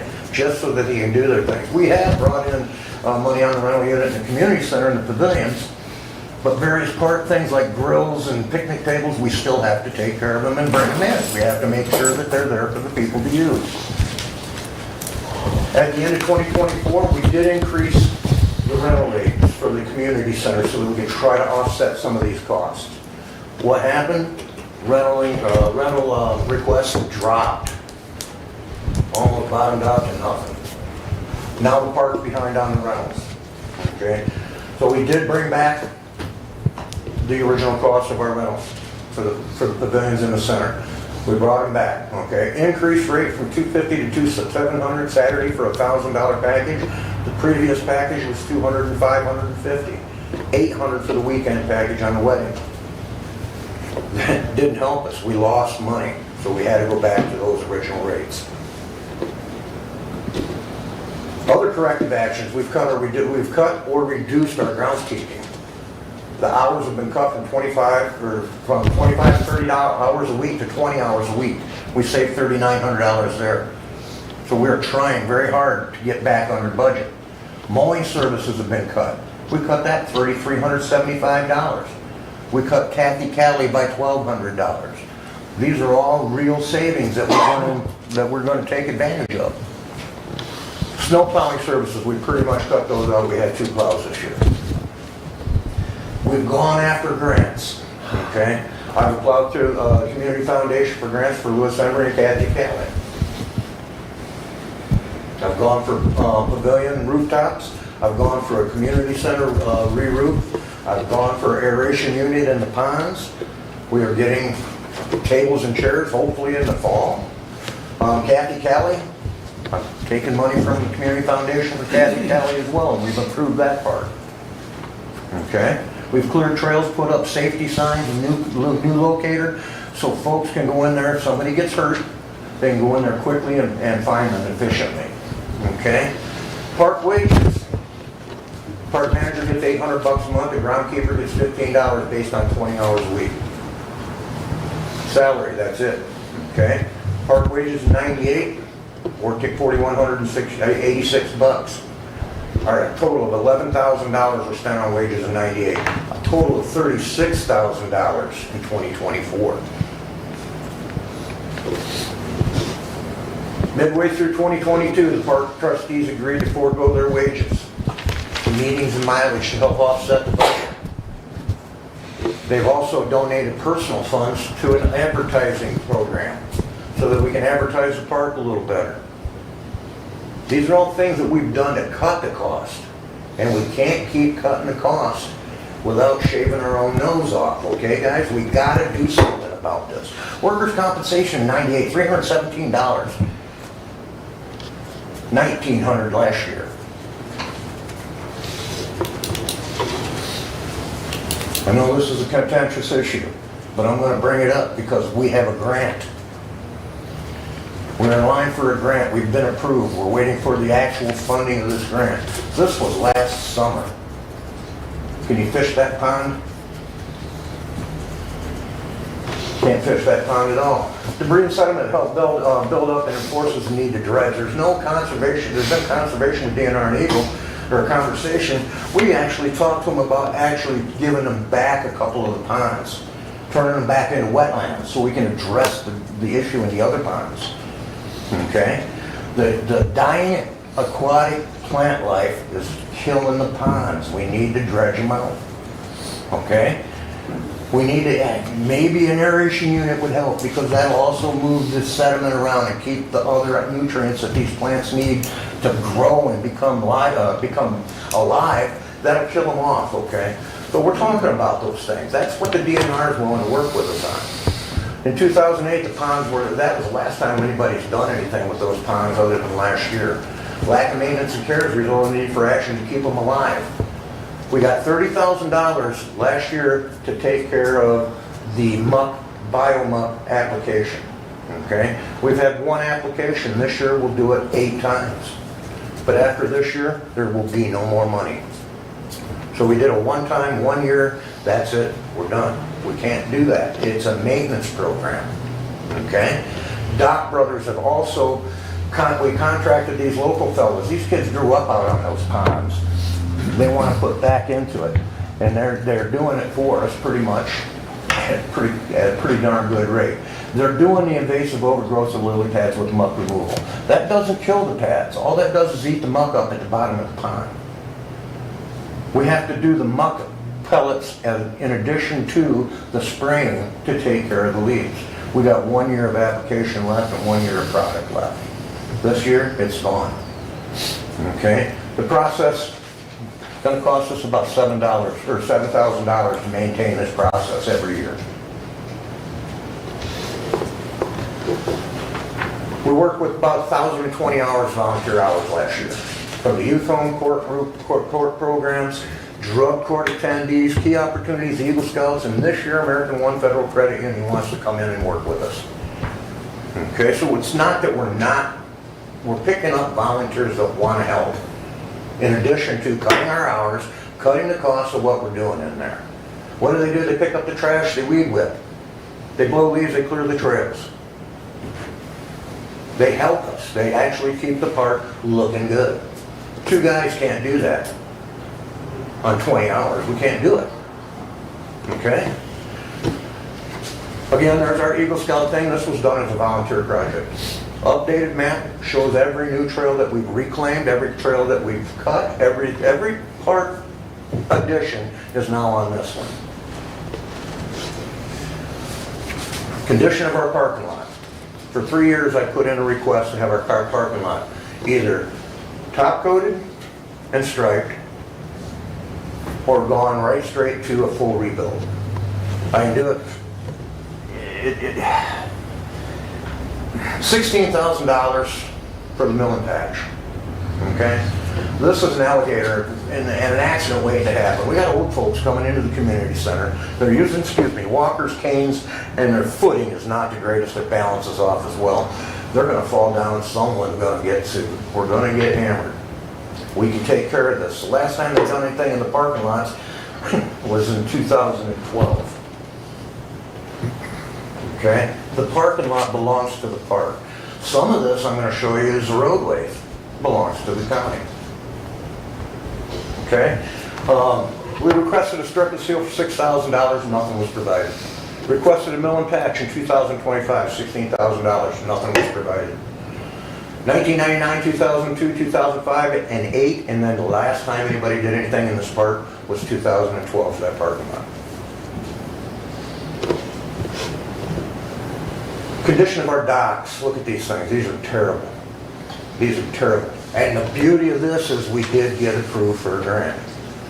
ADA accessible aluminum docks, 11 of them. Why put the docks in if we're not going to take care of the ponds? Makes absolutely no sense to me. So maybe we should rethink our grant. I mean, this park gets used by a ton of people. Out there this past weekend, Easter Sunday, there were 4 or 5 egg hunts. People walking all over the place that gets used. The DNR grant actually said for every park, or for every 2,000 plus people, we should have a park. This park's 98 acres. We take away that 98 acres and we're not fulfilling what the DNR says we need to do. Okay? These docks are dangerous. Look at the 2 on the right, please. Those are falling down. I'm going to tear them down. They're doing absolutely no good. Someone's going to fall in and get hurt. Liability issues coming up. Okay? We do the best we can do to take care of these docks. But you gotta have money to do it, guys, ladies and gentlemen. I'm sorry, this is real close to me, okay? Here's our roadways. These are walking paths, basically. The roads haven't been taken care of in quite a while. May 2024, to resurface the roads and add shoulder gravel at Lewis Emery, the cost was about $152,000. Okay? 25% pays. We pay 25%, township pays 25%, county picks up the balance. Not too bad a deal. County did not agree to this, and nothing was done to the park roads. I want to just correct you. Yes, ma'am. The Hillsdale County Road Commission picked up the other 50%. Yep. Not this county. Not, oh, yes. Just for clarification. Yep. Thank you. The 5-year plan that everyone signed back in 2021, the trustees presented a 5-year plan to the county commissioners. County commissioners agreed to it. It was also backed by the Hillsdale County Planning Commission. Okay? This was the 5-year plan Bruce Caswell helped us put together, right? And he presented it to both entities. It was recommended, and the plan also identifies specific goals and programs that we have to do, okay, as an entity. Goals and objectives were established. We all agreed to them. Data was collected, radio ads, online surveys, community input was considered. The whole gauntlet of information and data gathering was handled. Okay, the overall goal of the Parks and Recreation Department is to provide recreational opportunities for the county and the community and the region it serves.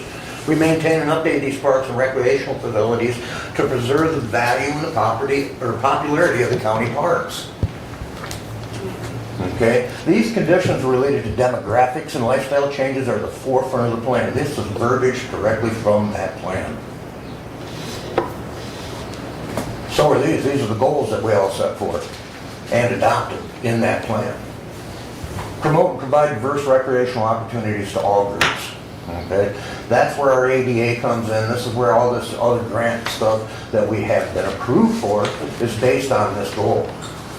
Provide recreational opportunities for all people. That's in the objectives. All new amenities, that's another objective. Goal number 2, develop sustainable opportunities that take care of the lakes and woodlands in the Hillsdale County area. Objective, encourage environmental education. Number 3, goal, retain public land for future generations. Okay? Retain the existing parkland to meet the recreational needs of the county or community. Goal number 4, promote and enhance the financial stability of county parks. Number 5, create community awareness with the objective being county website to communicate to the public Hillsdale County Park facilities and events. Consider other opportunities for advertising and promotion. We got this new electronic sign outside of town going by the fire tire. Might be a good thing to look at, putting it up there. And goal number 6. Goal number 6. Wish I could read it to you.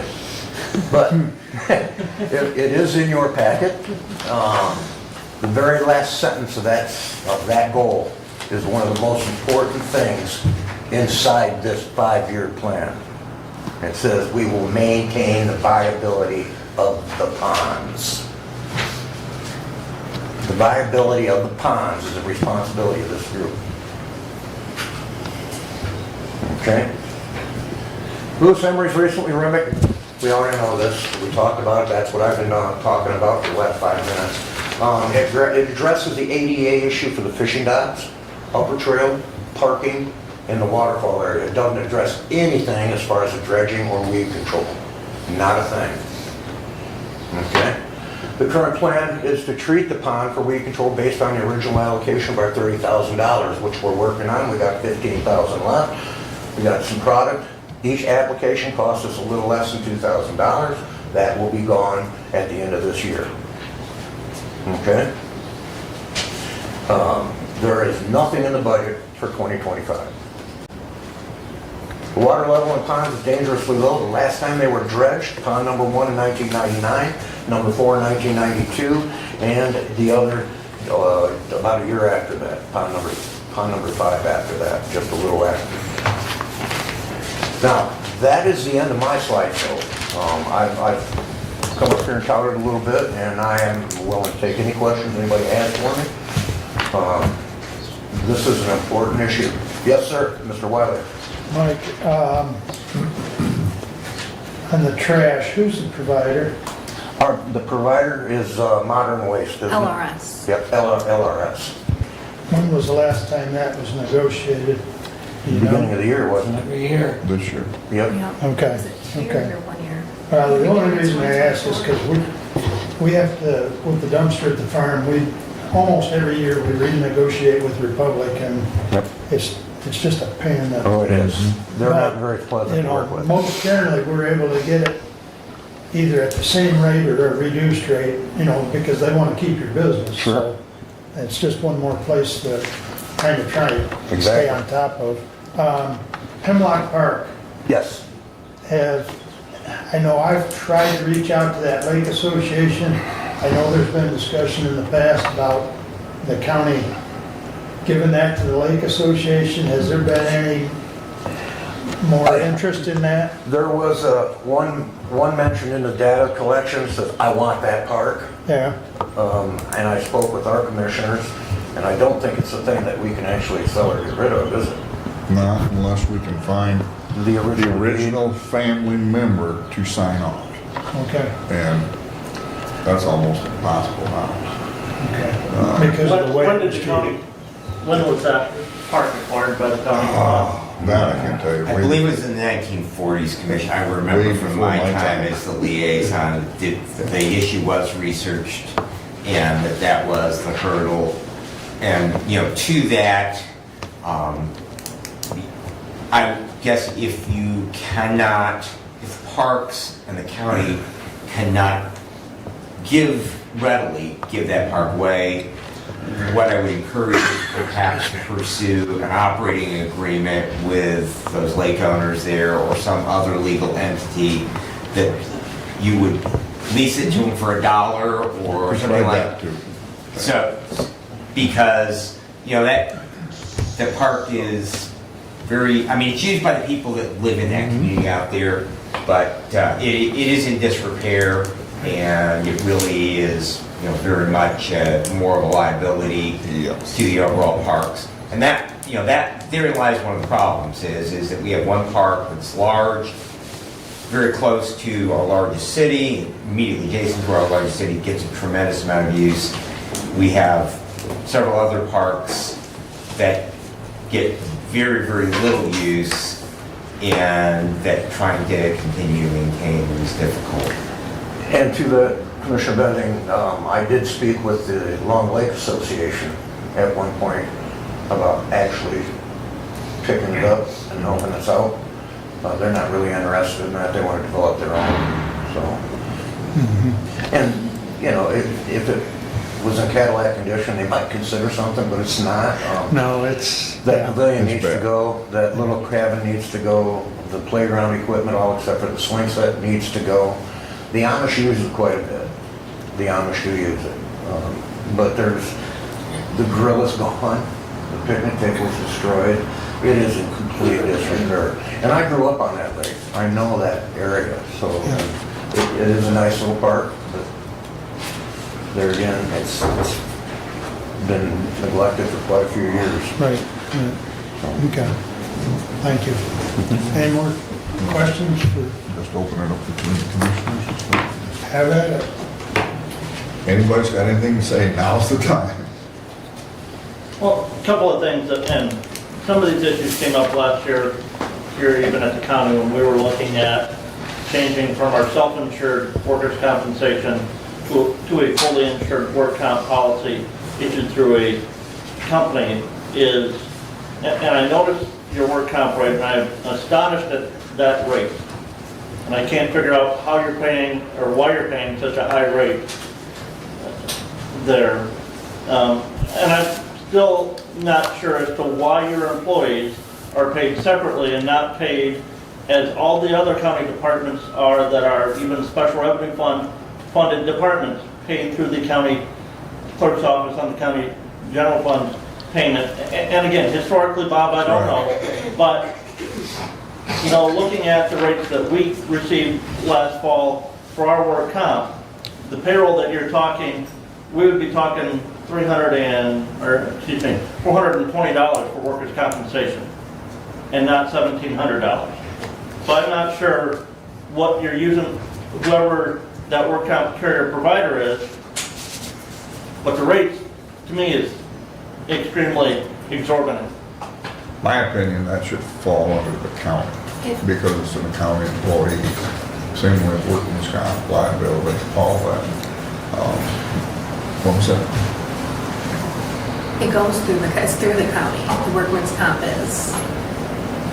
Send the wages over to the treasurer's office and they send me an invoice. And we sent you an invoice for $1,700? I don't have it right in front of me. I'll have to look. I have to look at it, see what it exactly was. It's to do with 5% of something. Of the wages. Wages. Of wages.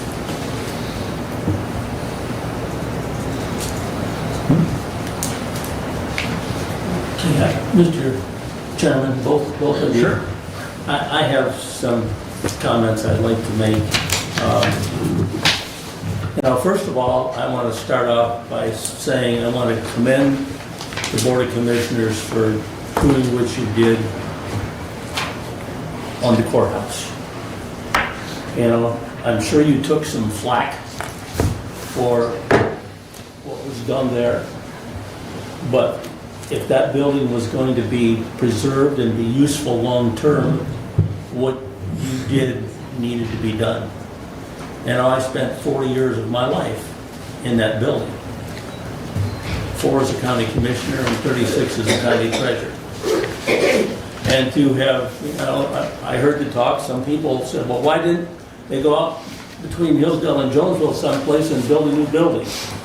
Well, to build a new building out there, I've heard the number somewhere between $40 and $50 million. And then the other factor would be, over time, you would gut downtown Hillsdale. So you're to be commended for what you did there. Secondly, you went for a bond issue on your communications program and it failed the first time around. And you came back the second time and you got it passed and you're moving forward with that project.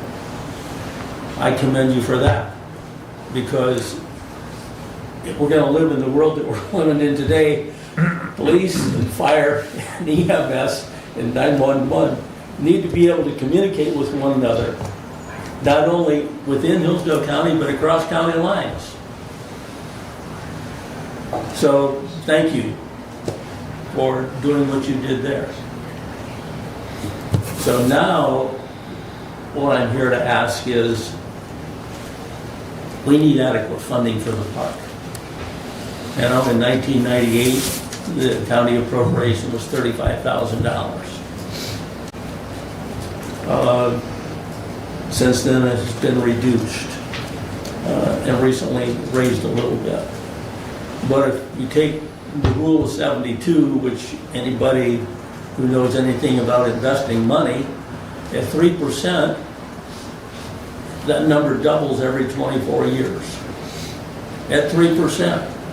You know, in some years we've had a lot more than 3% inflation. But at 3%, you know, that 35,000 ought to be at least 70 grand, your appropriation every year to the park. We all know that the cost of doing business, it doesn't matter whether you're farming, you're in manufacturing, you're in government, you're in business for yourself, you know, the cost to do business is a whole lot higher today than it was in 1998. And then, next I just want to touch on this. You know, Mike mentioned this, that Lewis Henry Park was used back in the 1860s as a training ground for men who enlisted in the U.S. Army during the Civil War before they left for combat. The park was used as a training ground. So it has historical significance. Something else that I came to realize when I got on the park board in 2021 is that a number of years ago, I'm not sure how long, but the park manager erected a couple of signs out there that mean a great deal to me. One is a sign that lists all of the men from Hillsdale County who gave their life in the Vietnam War, in the First Iraq War, and in the Gulf War.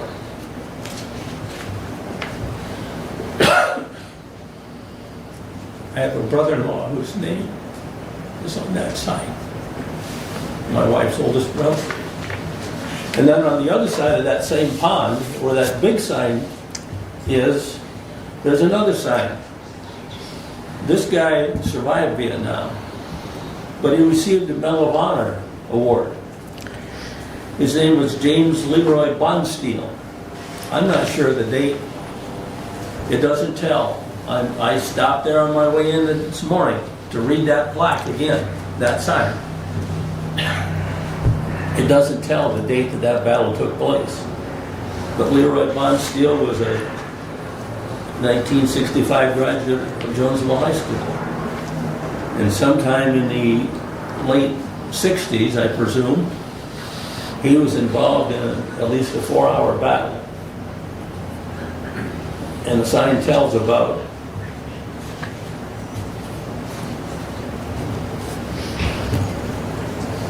many of the things that he did, put his own life in danger to save the lives of his fellow comrades. I don't know of any other place in Hillsdale County you will find that documented. And so, as Mike says, we have a lot of people use the park. Our family has used it over the years. My wife was a registered nurse and worked every other weekend. Frequently after church on Sunday, I would bring our youngest son to Hillsdale to eat at a restaurant, and we'd go to the park to play afterwards. And he loved it. And more recently, you know, he's no longer with us, but we have taken his daughters there. And they immensely enjoyed playing in the park. In 2020, my mother celebrated her 90th birthday on November the 10th. Well, 2020 was COVID. You know, lots of places you couldn't go indoors at a restaurant with any kind of a gathering. And So I suggested we go to Lewis Emery Park and use one of the outside pavilions, which we did. We had a beautiful day on November the 10th in 2020. And we were able to, as a family, use one of the outside pavilions, and there were a dozen or 15 of us there, and nobody bothered us, and we had a great time. You know, one of the other things that strikes me, I've seen a lot of change in the 74 years of my life. You know, when I was a kid growing up, we had a 6-acre woods right beside our buildings at Fayette, Ohio. And then when we moved to Michigan, where my dad owned first 120 acres and then 240, there were woods on both of those farms. And I could, you know, go to the woods and enjoy myself.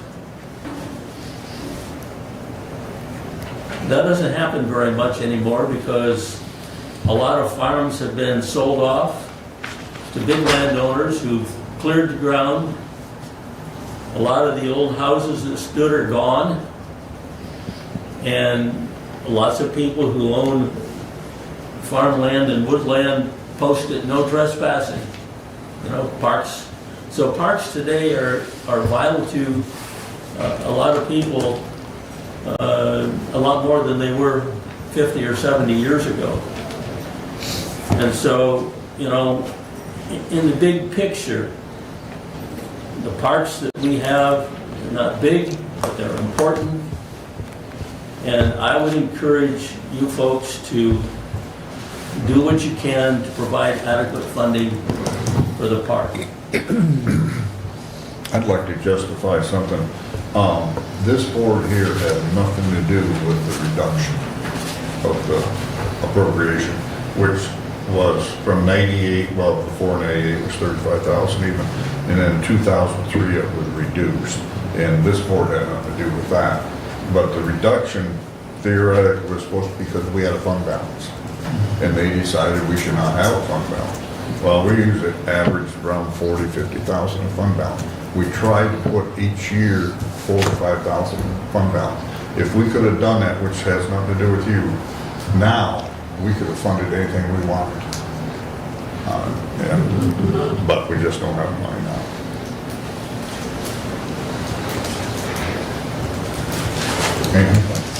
Other comments by either board members? I just like to say that the county commissioners take a big job, a big amount of money to run the county. And what we're asking for is pennies on what you guys have to handle. And we don't need a ton of money. We need a little bit to help us maintain the parks, which belong to you guys. They're yours. And we just have to be the ones that got land and people take care of it. If you guys should see yourselves a way to give us just a little bit of money, we can maintain it. Mike and I discussed it back and forth. We assume maybe a good appropriation would be around 80,000. We're not looking, I'm sorry, should I get at the podium? Yeah, probably should, Mike, because of the recording. You know, it's understood that we're working on decades here, not days, not hours, but decades of need, neglect, oversight, that kind of stuff. And like Commissioner Godfrey says, or Trustee Godfrey says, it's not you guys. It's the nature of the beast before that or after. So to take care of decades of damage or neglect, it may take decades of getting it back out and making it what it used to be. And that's really my goal as the manager of the park, is to bring it back to what it used to be. The rearing pond type of setup.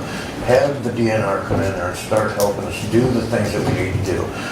Take advantage of the grants and the stuff that is in the back of our grant packet and the back of our 5-year plan. Okay? It's not that we want $1 million right now. I'll take the Volkswagen, we'll take the Volkswagen, get to trade up to that Cadillac any day. Yes, sir. Correct me if I'm wrong, but don't we need a new roof on the community center?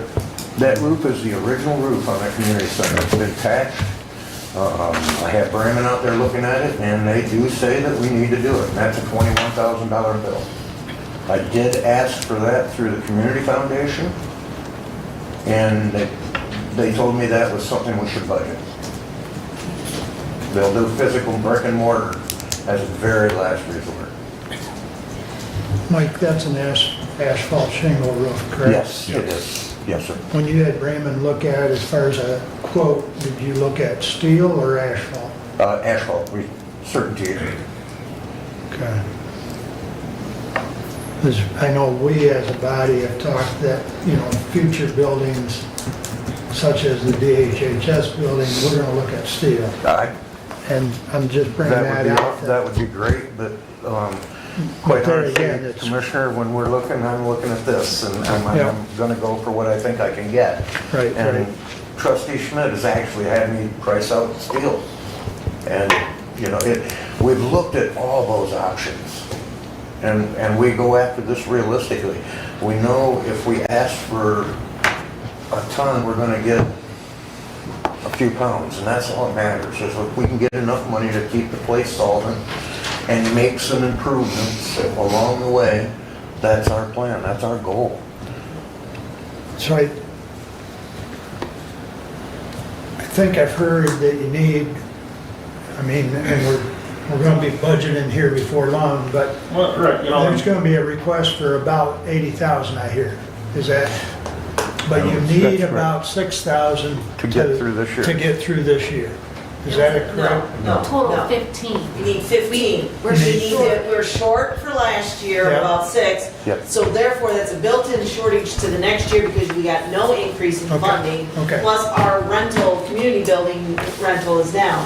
So even to just, as a Band-Aid, we need $15,000 to get through the end of '25. Yes. Through the budgeting process, we do plan to discuss the funding for the parking lot, the funding for the roof repair, and potentially funding to repave those roads again. Because if the county would have come up with the $36,000 in '24 to leverage the $152,000 investment at the park, it would have helped immensely there, and I hope that as we talk about that budgeting process in for '26, that number doesn't increase significantly. But as we all know, materials increase, wages increase. So again, it would be, those are the things that we will be discussing as specific items, in addition to the $80,000 allocation for the parks to do what we need to do.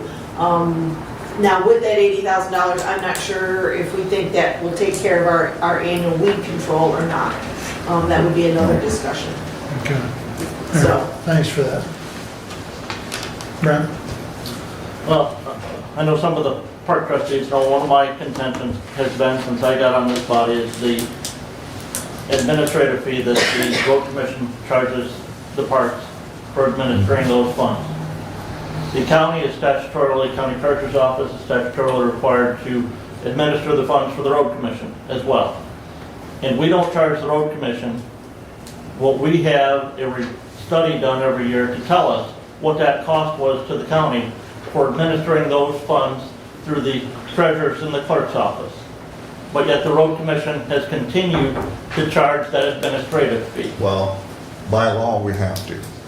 It's in that money that we're using to run those parks. And actually, if we did it by the hour, you're looking at $70,000, $80,000 a year. I guess I would also point out this. As we just spoke on workman's comp, what you said yourself, that workman's comp rate should only cost us about $400. The county is charging us $1,900. Now, when we look at what the road commission is charging us, in '98, they were charging us about $4,000.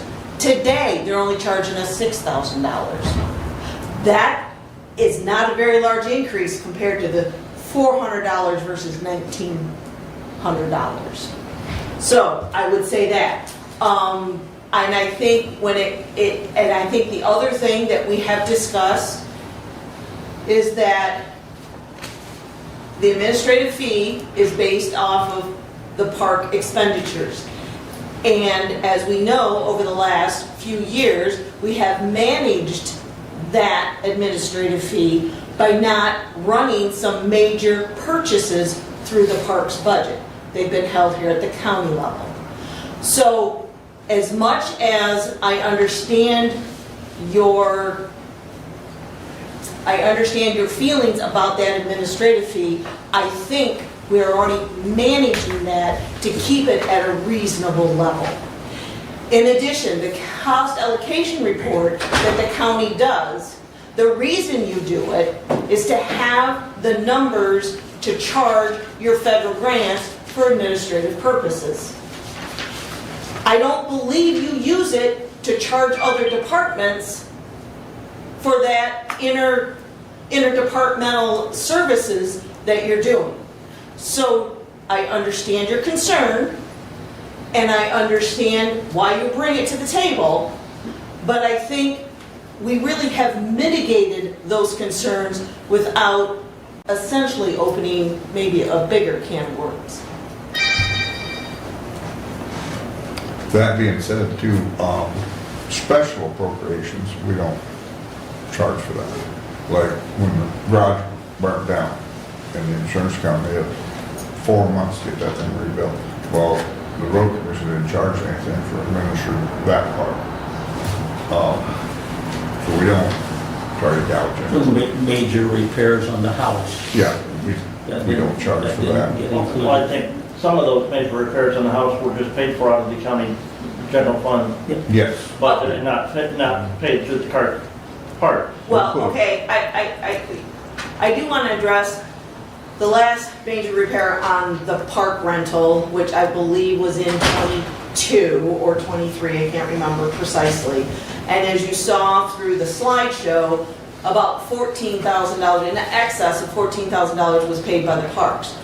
You will also see there was a special allocation from the county for another $15,000. So again, that renovation was almost $30,000. The parks started it, the parks used up their fund balance, they came to the county and said, hey, this is what it's costing us, we need to finish this, we need the money. And the county did come across with that. And that being said, back in 1998, that's when that house was totally remodeled to rent it out. And the county did appropriate $30,000 for that. So, back then. That's what the special appropriation is for 98.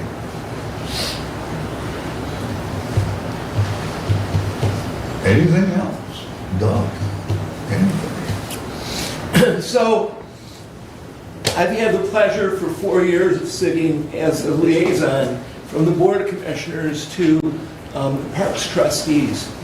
And during that time, you know, I sit monthly and now with the grant coming in twice a month, the meetings, and I have had the opportunity to hear concerns on needs in terms of maintenance and services and you know, funding of wages and all of the elements that make our parks, our Lewis Emery in particular, but all of the parks, you know, sustainable for the community and those who use the park system. And this opportunity of a joint meeting is terrific in that the trustees can hands-on and directly speak with the 5 commissioners that are actually voting on the funding that comes your way.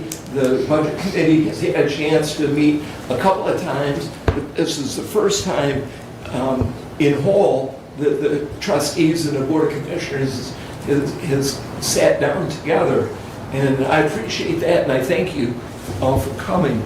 And now is the time to ask questions. Now is the time to voice your concerns from the Board of Commissioners directly to the trustees. And I would encourage you to think a minute and have some points that you do have concern about. As far as I can tell, the question is the funding. Short-term needs need to be addressed. The fund balance has diminished, and the operation of the parks, the dollars required, short-term, we need to resolve. Beyond that, there's sustaining the parks for the future. And these are the things that are the ongoing major expenses that are coming our way. The roof's been talked about, the roads in the park system have been talked about, potential dredging, which is hugely expensive. I've heard numbers that range from $100,000 to $400,000 for dredging the ponds. It's, at least $400,000. Yeah, it's incredible expenses that we don't have capacity to do some of those things in any way, form, or shape. So the trustees have to make decisions along the way to find a way to take care of the parks. That said, the trustees really are an agent of the Board of Commissioners. The trustees take care of our parks. Based on statute, we can have parks trustees that are the road commission, or we can have a parks board that is a 13-member board. The way our system is we have the road commission as parks trustees. They're limited, just as being road commission, can't spend road commission money. Exactly. They need to spend county general fund money is their source. Contributions are money that go into the fund for the parks, the donations, other grants that are available. Community Foundation grant system is provided over the last couple of years in particular. You can only go to that well so many times, as a matter of fact, and there are only so many programs that work that can be applied through the Community Foundation. It's very difficult, very challenging. Those trustees can only do what the Board of Commissioners provide as an allocation in combination with other monies. We have a federal grant now. It's quite a substantial federal grant that, in my conversations, even at the meetings we have in the parks, sometimes you wonder, why should we proceed with the grant if we aren't going to take care of the parks? There's been a plan that's been proposed of, instead of bringing all 6 ponds back to life, 2 or 3, maybe 4 ponds return to their natural state, which is wetlands. But the grant, the purpose of the grant is to bring docks for the fishing. So at least 1 pond, 2 ponds need to be brought into a condition where fishing can happen. We've got the weed control that Board of Commissioners did approve an allocation of $30,000. That's an initial investment. Those lily pads are going to be coming back. We need to find a way to have sustaining care in our parks. And that's to the Budget Committee. When the budget's requested, somehow there needs to be some agreement on moving forward. But that message, I believe, needs to come from the Board of Commissioners. If the Board of Commissioners supports in a greater fashion the dollar amount, then the Budget Committee needs to accommodate that. Budget Committee, when they meet with all the departments. There's requests that come that from every department, and not every department can be funded with all of the requests. It doesn't work that way. It's the same with the parks, but if we're going to have some parks, we need to have some kind of a financial support. And these are some of the things that I've gained over the last 4 years, which why I asked for a joint meeting so that all commissioners can hear what those requests are, and the trustees can hear from the commissioners the kind of support that will allow them to do what we do ask them to do. So when you ask me what's my comment, there's a couple of them right there. Just a follow-up comment on the dredging. One of the things that I learned in a meeting I had with Bruce Caswell and a representative from the DNR who was down 2-3 years ago was that we don't have to dredge every square foot of every pond to be successful.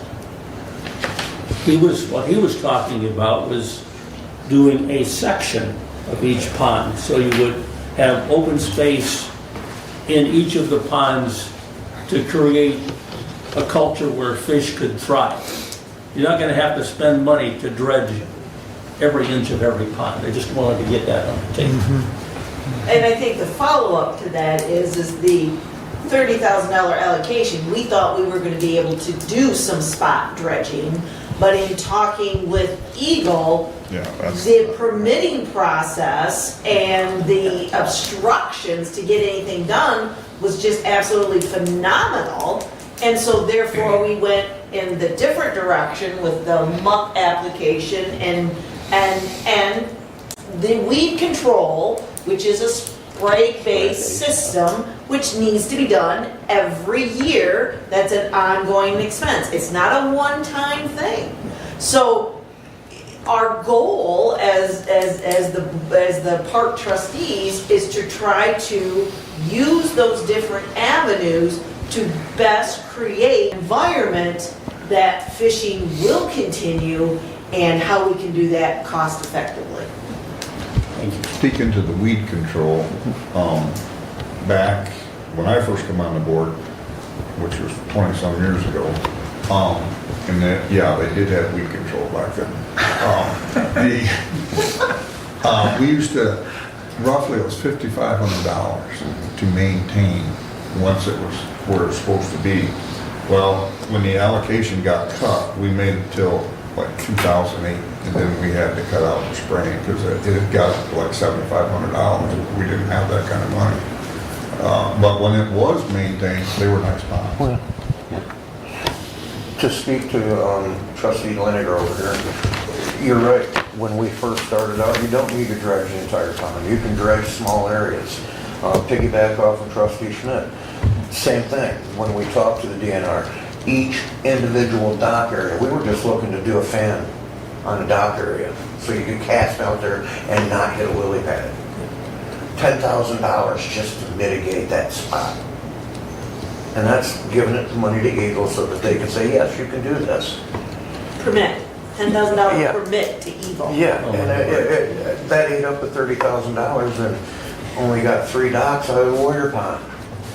And there's 6 in that pond. So therefore, we didn't go down that avenue. No, that's why we went to the other side. Okay, but all we're doing there is just adding to the sediment. And as every year passes, the weeds die off, each year the water level goes down. You need to dredge them. That's part of the maintenance program. We need to make our 5-year plan include that and use benchmarks that show us in 5 years, this is what we're gonna get, this is how much money we got for 5 years, and then at the 10-year mark, this is where we're gonna be at. This isn't something you're gonna do overnight. Decades of neglect and mismanagement have led us to where we're at now. It's gonna take some time to get it back. 5 and a 10-year plan should address that. And if we adopt the 5 and 10-year plan, we need to stick to it. I think right now what we're asking for is to get through 24, balance it out, and 25, and we bring a detailed budget to the county commissioners, and we go from there. Because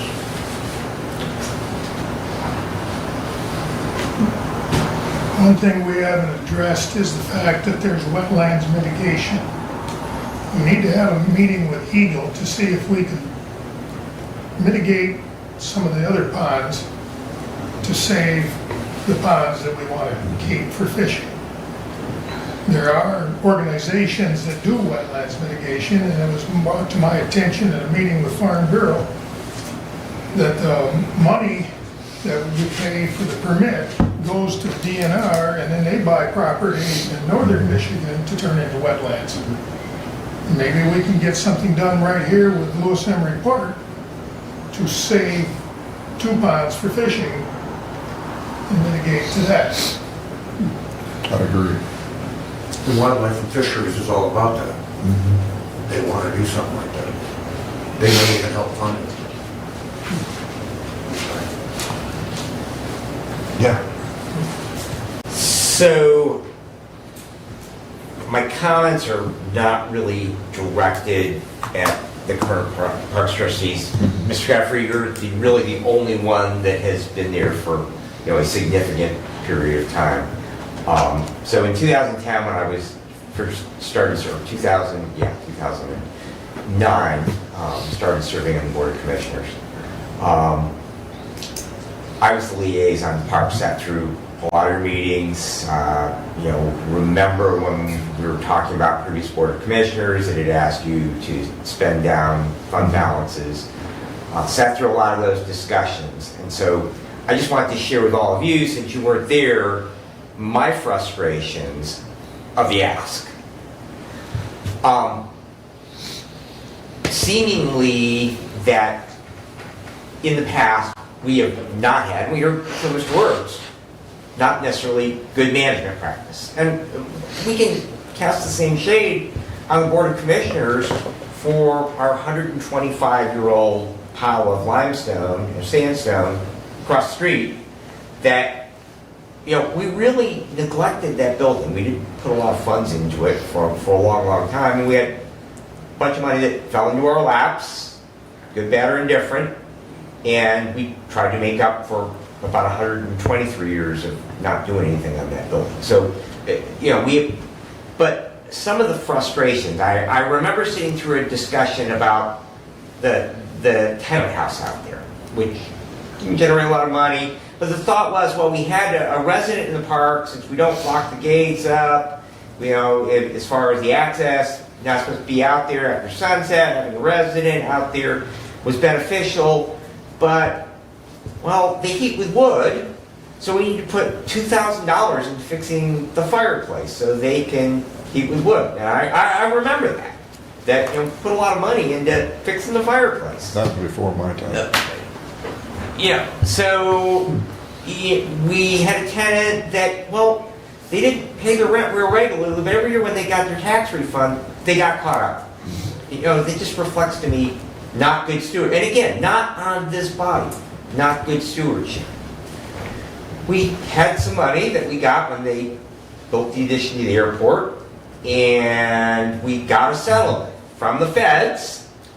Basically, they bought the rights to the space above the park because it was next to the airport. We got around a little less than $20,000, and I wanted at that time to create an endowment for the park so that we could help in the future having some form of funding other than county general fund dollars for the park. Got fought tooth and nail on that. We finally did put half, and after I left the Board of Commissioners, I wasn't gone a month, and I had a commissioner call me and ask me how we could break that endowment fund so that the Parks trustees could be able to utilize those dollars from the park.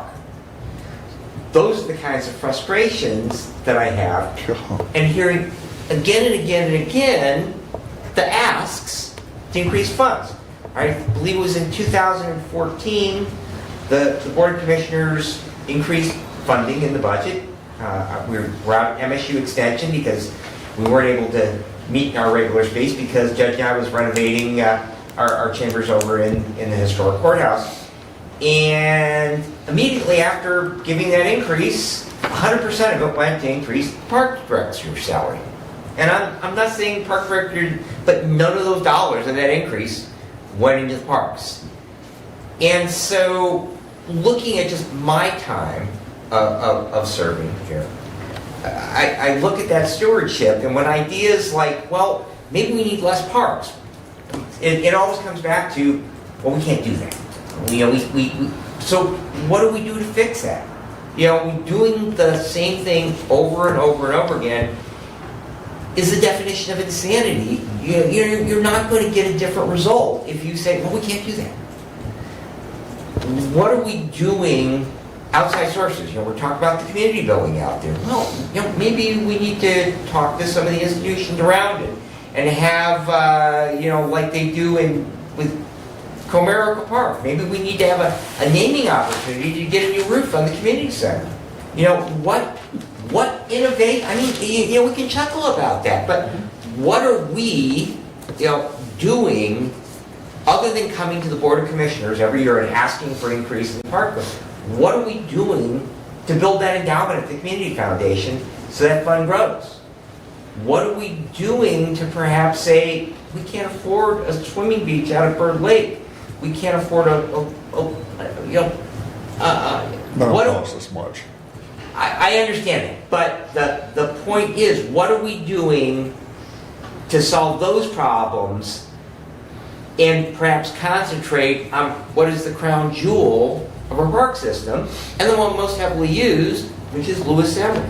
And so, and again, I don't want to say anything negative about the current budget for park trustees, but when I look at the period of time that I have sat in one of these chairs as a commissioner, that I don't see a tremendous amount of efforts, and Mike, you've done a wonderful thing, really have, of trying to either, finding long-term solutions to reducing those expenses for parks perhaps we really can't afford, or finding other streams of revenue.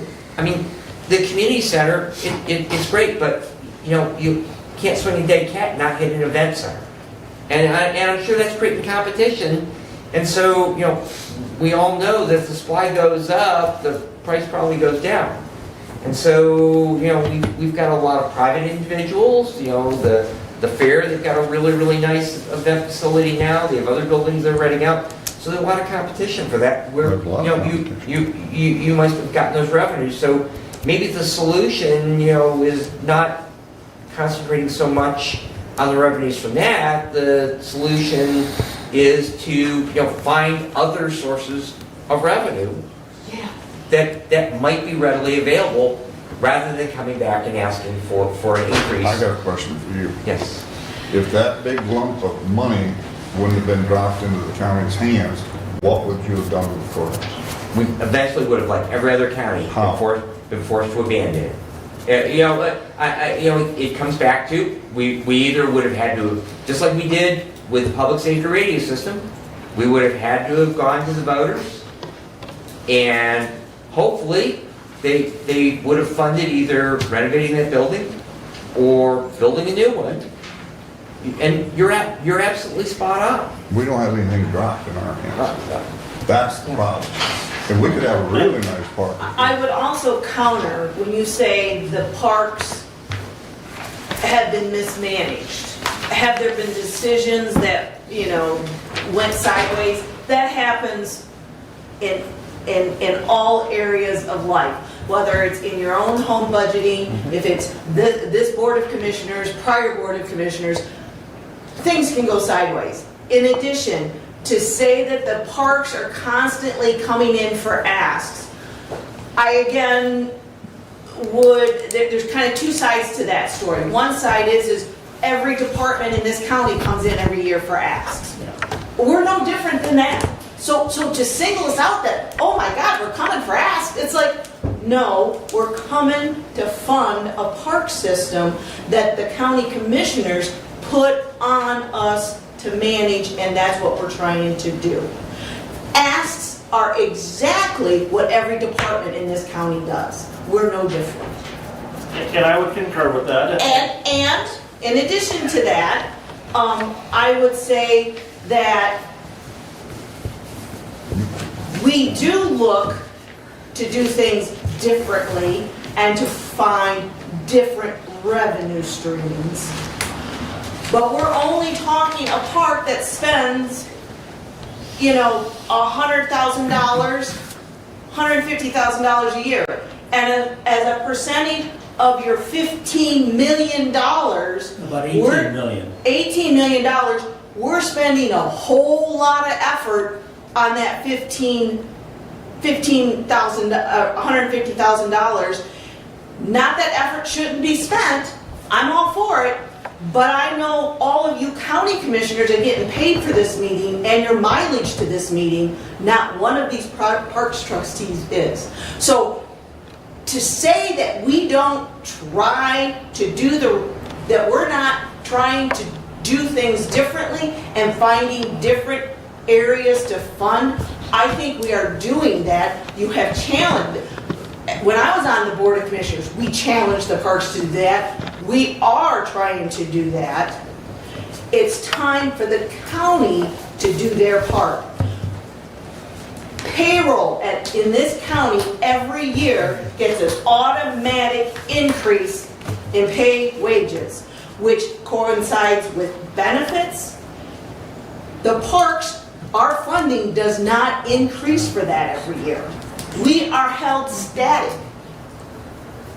That is a built-in road to failure for funding your parks. One more thing. In addition, Kathy Cali Park, the park trustees did not want that park. We said, no, we have more than we can handle. Prior to my being on the trustees, I'm giving a little hearsay here. It's true. My hearsay tells me the county commissioners accepted that park. Well, now that the person who orchestrated has passed, as was discussed during the slide presentation, there is an endowment fund at the Hillsdale Community Foundation. That endowment fund was supposed to make it so there was no money coming out of the parks budget to take care of Kathy Kelly Park, and that's not the case. We have park manager wages and whatnot that endowment fund will not pay. But our funding hasn't increased from the county to offset that. But the county accepted the park. All we're asking for is to be looked at not as the redheaded stepchild of the county government anymore. Amen. And I would like to point out, it was not the Board of Commissioners that entrusted the Road Commission. It is an act of the legislature that unless that we adopt a Parks Commission, it is an act of the legislature that entrusts you with the duties of being Parks trustees. You have the right to change that if you so choose. You have not chosen to change it, therefore you have entrusted us by not taking action. A couple of I'll comments. allow you to comment, and then we're gonna wrap this up, because you haven't had a Right, chance, so go. Commissioner, I'm glad you mentioned that 4 years ago when you challenged, at that point in time, as a sitting member of the Board of Commissioners, challenged the chairman of the Parks Trustees, you know, what are you doing to bring in outside other revenue? I'm encouraged to hear some of the things that the current park staff has done to bring in some of that other outside revenue. I heard recently there was some discussion at a City of Hillsdale council meeting where a civic organization here in the county is a little upset with the rate that the city wants to charge them for their recognition of fallen soldiers from this county. That the service organization has displayed those names along Broad Street for many years, and the city wants a high rate for a permit to do that. I would say, what are we doing to ask those service organizations and make sure that they know that putting money into the park in the city of Hillsdale is not the only option they have. They can come out and put money into the county park. Done. Additionally, you brought up Kathy Kelly park. And again, none of us here at that, serving on the Board of Commissioners that I know of at this time were members of the body when they voted to accept that. But I find it very disturbing that we're paying, or we would even consider paying, Norman Zagarwich, forgive me for the pronunciation of his last name, for anything that is done at that park. Because the deed that transferred that real estate to the county reads on number 5, granting to reserve to themselves and to Norman during their lifetimes the right to maintain the property as a park. That is outside that's outside our ability to change. The Hillsdale Community Foundation has their guidelines as to what's acceptable and what isn't. Him mowing that park isn't an acceptable cost. The Community Foundation pays for that, not county allocation.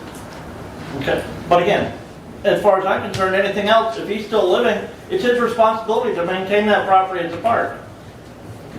That's the You deed restriction. still need oversight because we still have to have park oversight of what's going on out there because of your liability issues in making sure that things are done according to how we manage the parks. So again, that oversight is that allocation of parks wages that the Community Foundation will not cover. And as it was discussed, during the budgeting process, we received requests that far exceed the amount we're able to appropriate on an annual basis. And this has been the case, I'm sure, for many years at the county, and it's the case even for you and your other roles serving as road commission members. You know, the amount of money that you need to spend to maintain the roads does not correlate to the amount of revenue that you receive.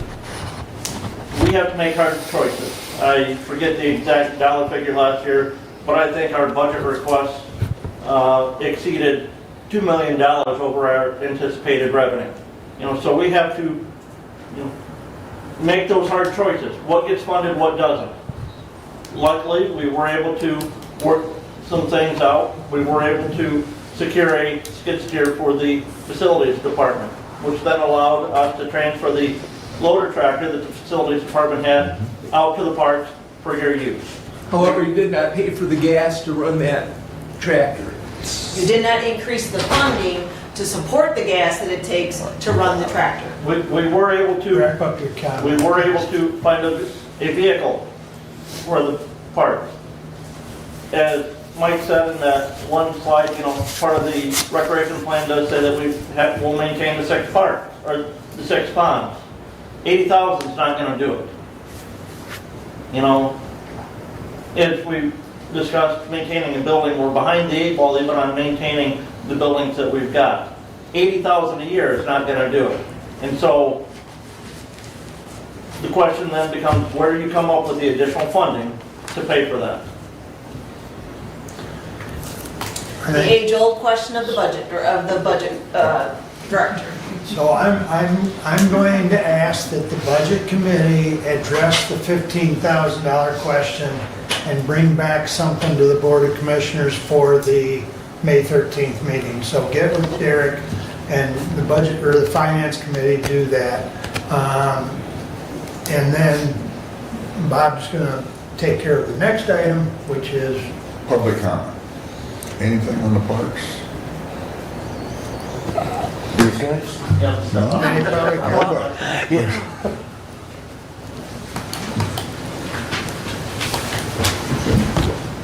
I'd just say maybe a little more for the parks and maybe a little less for Lifeways. Your name, please? Matthew Bentley. Thank you. Thank you. Well, I want to thank Mike for the presentation. I appreciate all the time you put into that. I appreciate the time you put in. Yeah, I'm sure you get it. We all appreciate the help from our staff. We need to thank the Board of Commissioners, because this is the first time ever in 20 years that I know of we've had a joint meeting. And I think it works out very well. And I guess I would say I appreciate the Board of Commissioners supporting the DNR grant and finding the funding for the match for that DNR grant. In fact, you increased it a little bit after the first time to get us a few more points, so we appreciate that. We appreciate what you do for the parks. It's just we need a little more. All right, well, thank you, and we'll try and do it again maybe sometime. But Stand adjourned. You guys need a motion to adjourn? We just stand adjourned. All right. we'll take a 5-minute break, and then we'll resume I'll take it more. at 11:40.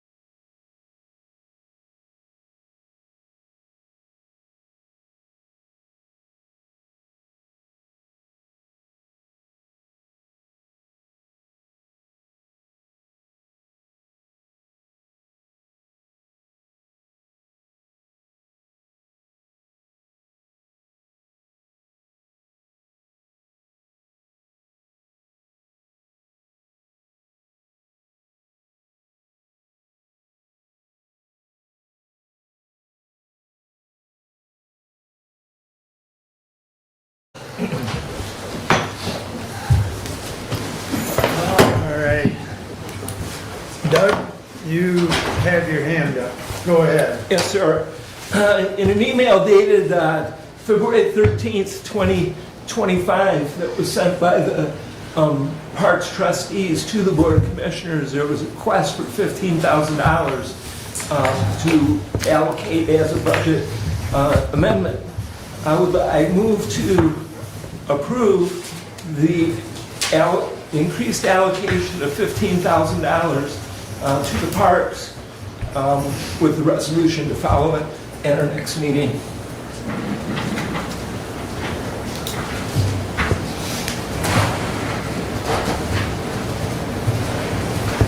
Got it? Yep.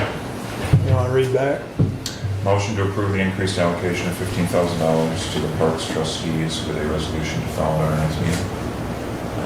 I'll support that. Discussion? Again, we had this conversation a couple meetings ago. Where's the additional funding going to come from? We just finished a joint meeting. It was with the park trustees. We talked that the budget committee would meet. We would discuss this and bring something back at the next meeting.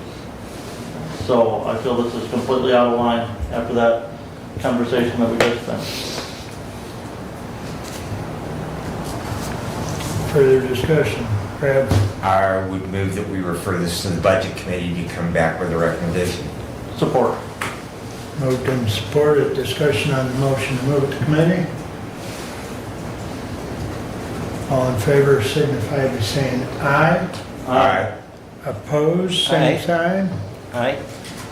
I think it passed 3-2, Doug, unless my hearing aid is dead again. So it's been moved to committee. Okay.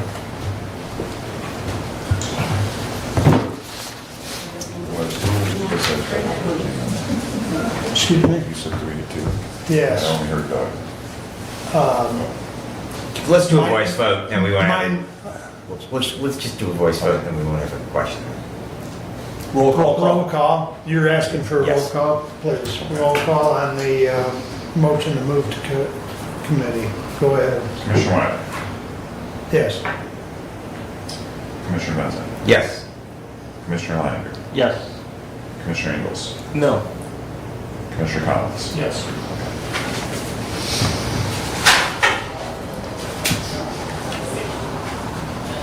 Okay, moving on.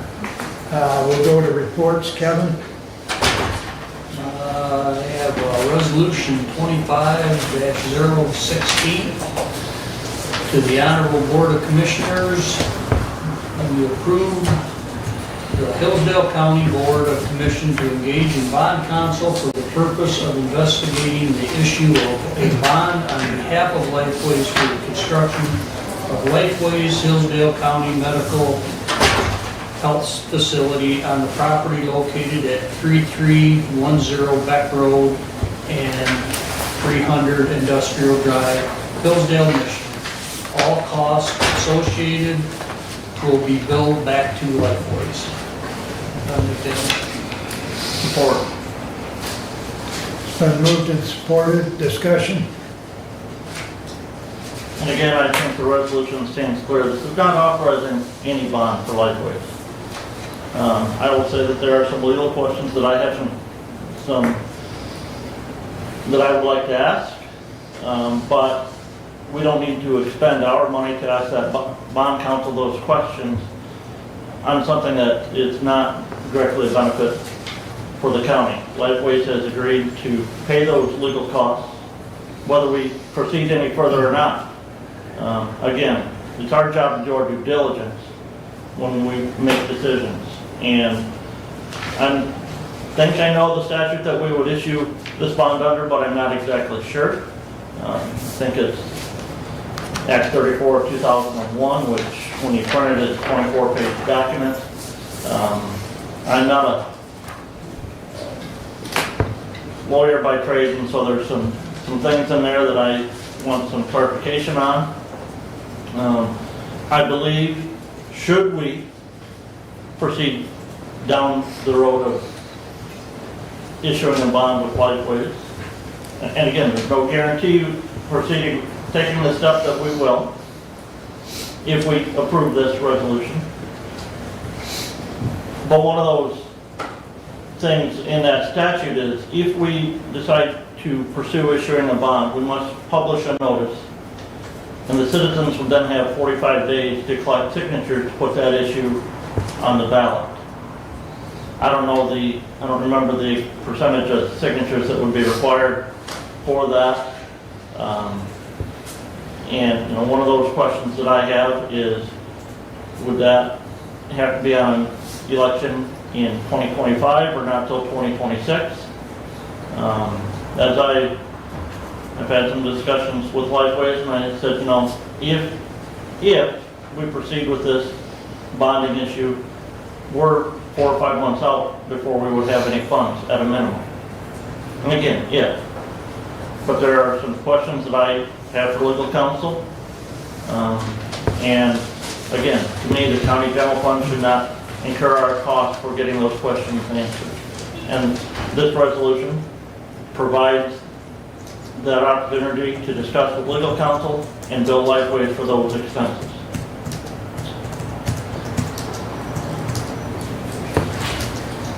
Go ahead, Kevin. I would like to know, I would like it sent to legal counsel just so we know if the county's liable for this, if they do fold or close down or whatever. I don't foresee it, but if they did, if the county's liable. And I'd like that brought to us by legal counsel, and if we have no money to do it, or if Lifeways is paying for it, it's not going to cost the county anything to go through this procedure.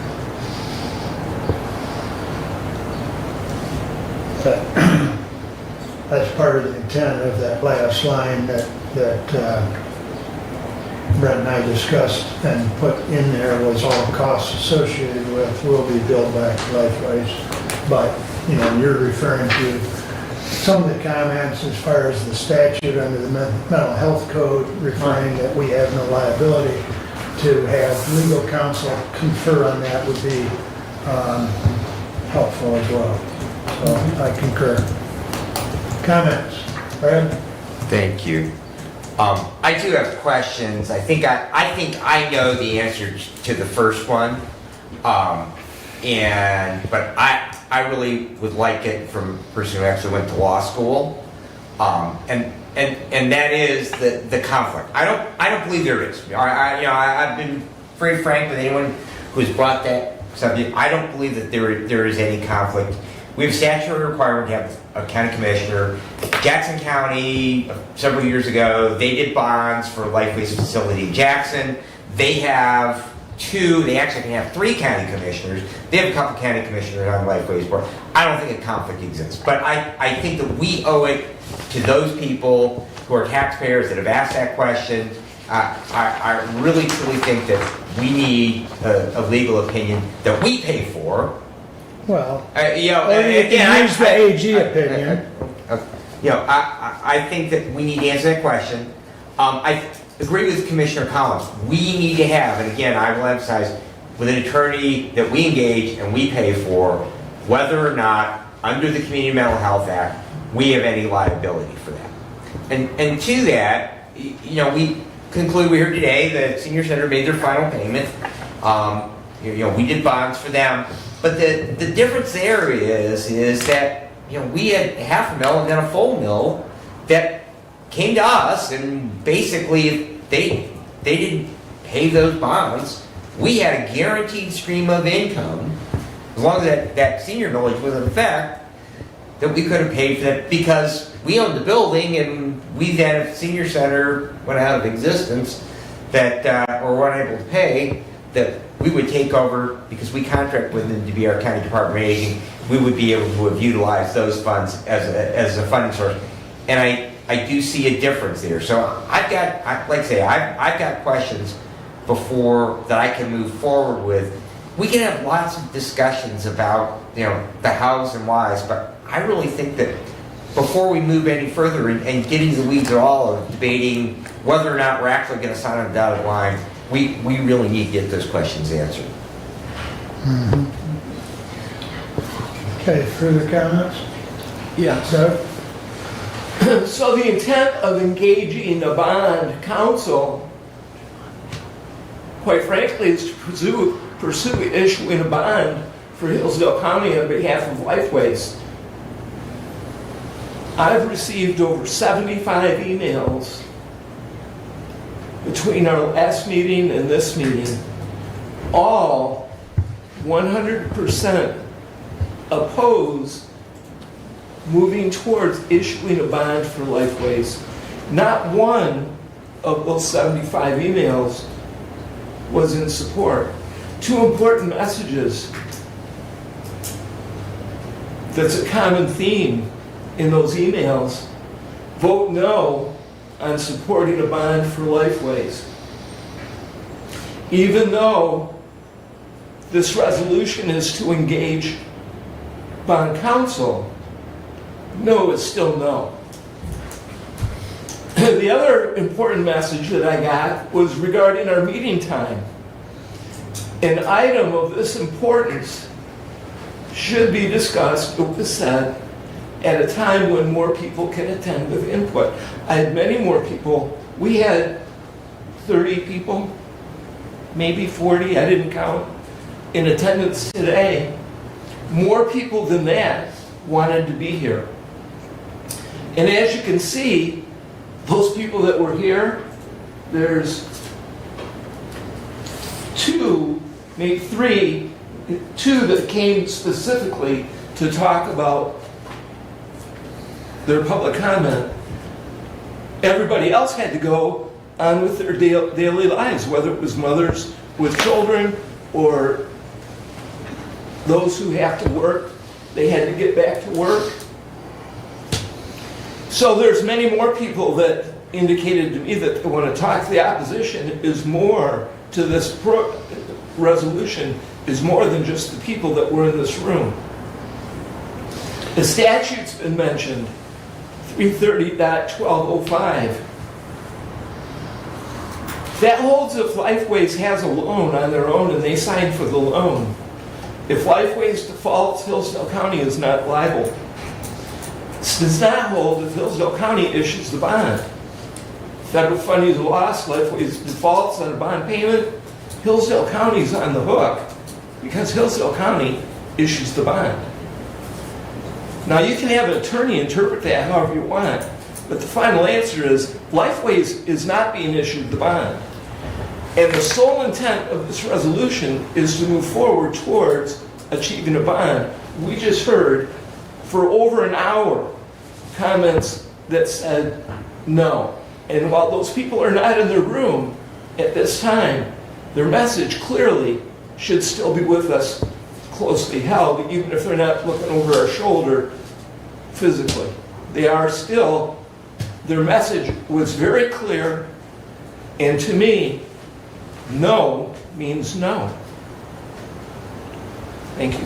So since you brought up the emails, Doug, I took the time to read every one of them this time. Several of them were cut and paste, copy and paste, several of them. So people were not really putting their heart and soul into it as much as they were just copying and pasting and sending us an email. And to that, I could take off probably 10 or 15 or 20 of those pretty rapidly, okay? A couple of them that were sent to me anyways included screenshots of web page information that is not on today's web page, okay? It's programs that were 2, 3 or years or more ago. Now, does Lifeway get federal money? Yes. They get a lot of federal grants. And within those grants, as we all know, there are parameters. And if there was something on there about LGBTQ or whatever, okay, it may have been on the webpage at one time as a requirement of that grant funding targeted towards that population, okay? That is no longer there because the grant's no longer there, okay? Now, a lot of people complaining about mental health and whether or not it's Life Care or Lifeways we've had an arrangement with them since the 60s. There's been a lot of success stories. But mental health needs to be understood that it's a mental condition, no different than diabetes. You have to have providers, and a lot of the providers are not just Lifeways. They're contract with a lot of different providers to provide service. You know, I think there's a lot of misunderstanding, and I know from a text I got, staff is working on addressing a lot of the comments, and there would be a fact sheet come out of that to try and help educate, and I will provide that fact sheet to all of you when it's put together to address some of the comments that may or may not have been totally true. So we do need to remember, Chairman, that the point of this resolution is funding. Not, you know, the sideways discussion is the role of Lifeways. The point of our resolution is strictly funding, okay? That's the funding. And to your You point, brought up the emails, so I went down that road. To your point on the emails, I was recipient as well of some of your replies that were cut and paste. Does that make your reply any less genuine? You can take that however you decide it, but when you've got the number of replies, it's pretty hard. I did write a lot of individual ones as well. Yeah, Okay. but I wasn't copied in on all of the replies that you got, but I did receive a handful, and they were verbatim. They were cut and paste. they were. I answered every single email that I got, and I customized each email from a cut and paste. My heart and soul went into my reply as I made the reply and edited it to be appropriate for the particular email that I got. That doesn't make my cut and paste any less genuine. And I can say that... I can appreciate that comment. And I can say that those emails that were the same, that were the cut and paste, as you described, variety. Right. The intent of that message doesn't change with that email being what you call a cut and paste. The intent of the message is still the message, and that message is no means no. Well, some of the attacks on Christian values and some Which of the attacks doesn't have to do with... Well... If I may, Commissioner. Please. Please get back. To the point. Thank you. Commissioner, you think that this is just that next step in proceeding down the road. I would say I'll guarantee you it's not. I have questions, all right? Questions that a bond counsel and bond finance advisors will need to answer. None of us sitting here, to my knowledge, were a part of the, I believe you were, Commissioner, part of the bonding when the senior center bond issue was done. We learned many things through this most recent bond issue that we did for the 800 megahertz radios.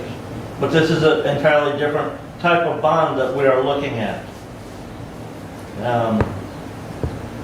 I would probably concur with you on your comments regarding the issuance of a bond. It's the full faith and credit of the county. If the entity paying us has a problem paying us, then yes, the county is on the hook for that payment. All right? Is that a concern? To me, yes, it is, especially with what has been talked about as potential reductions in federal funding going forward. Those, again, that is speculation on talks on reduction in federal funding. There's no legislation written into statute right now regarding that. But it's, again, some of those questions that I have, I need bond counsel to answer those. And to me, the county general fund should not pay that bill to get those questions answered. Lifeways is willing to pay that bill. Let's ask those questions, and then we can make that educated decision after that. So 2 points, if I may, and they're my final points. And that is, when the senior center bond was approved by the Board of Commissioners, the key phrase that I heard today was that it had, from Maggie Monroe, was that they had community support. They appreciated the community support. In this particular case, the community support absolutely is not there, by evidence of the feedback we've received. The millage and the bond that we've done for the communication was approved by the voters. The voters approved that, thus giving it the support. We do not have the support to move forward. And as far as your questions, if no really is no, we don't need to know the questions because we're not going to do the bond. It's simple. Thank you. I'm done. I guess I'm having trouble figuring out why you say the whole county doesn't support when you said you got 75 emails and we've got a population of 45,000. I don't presume that everybody doesn't support, okay? I do not presume that. Well, that's a broad statement with what you just said. I can say that none of the feedback I've received was positive towards moving forward from the emails I received, 100%.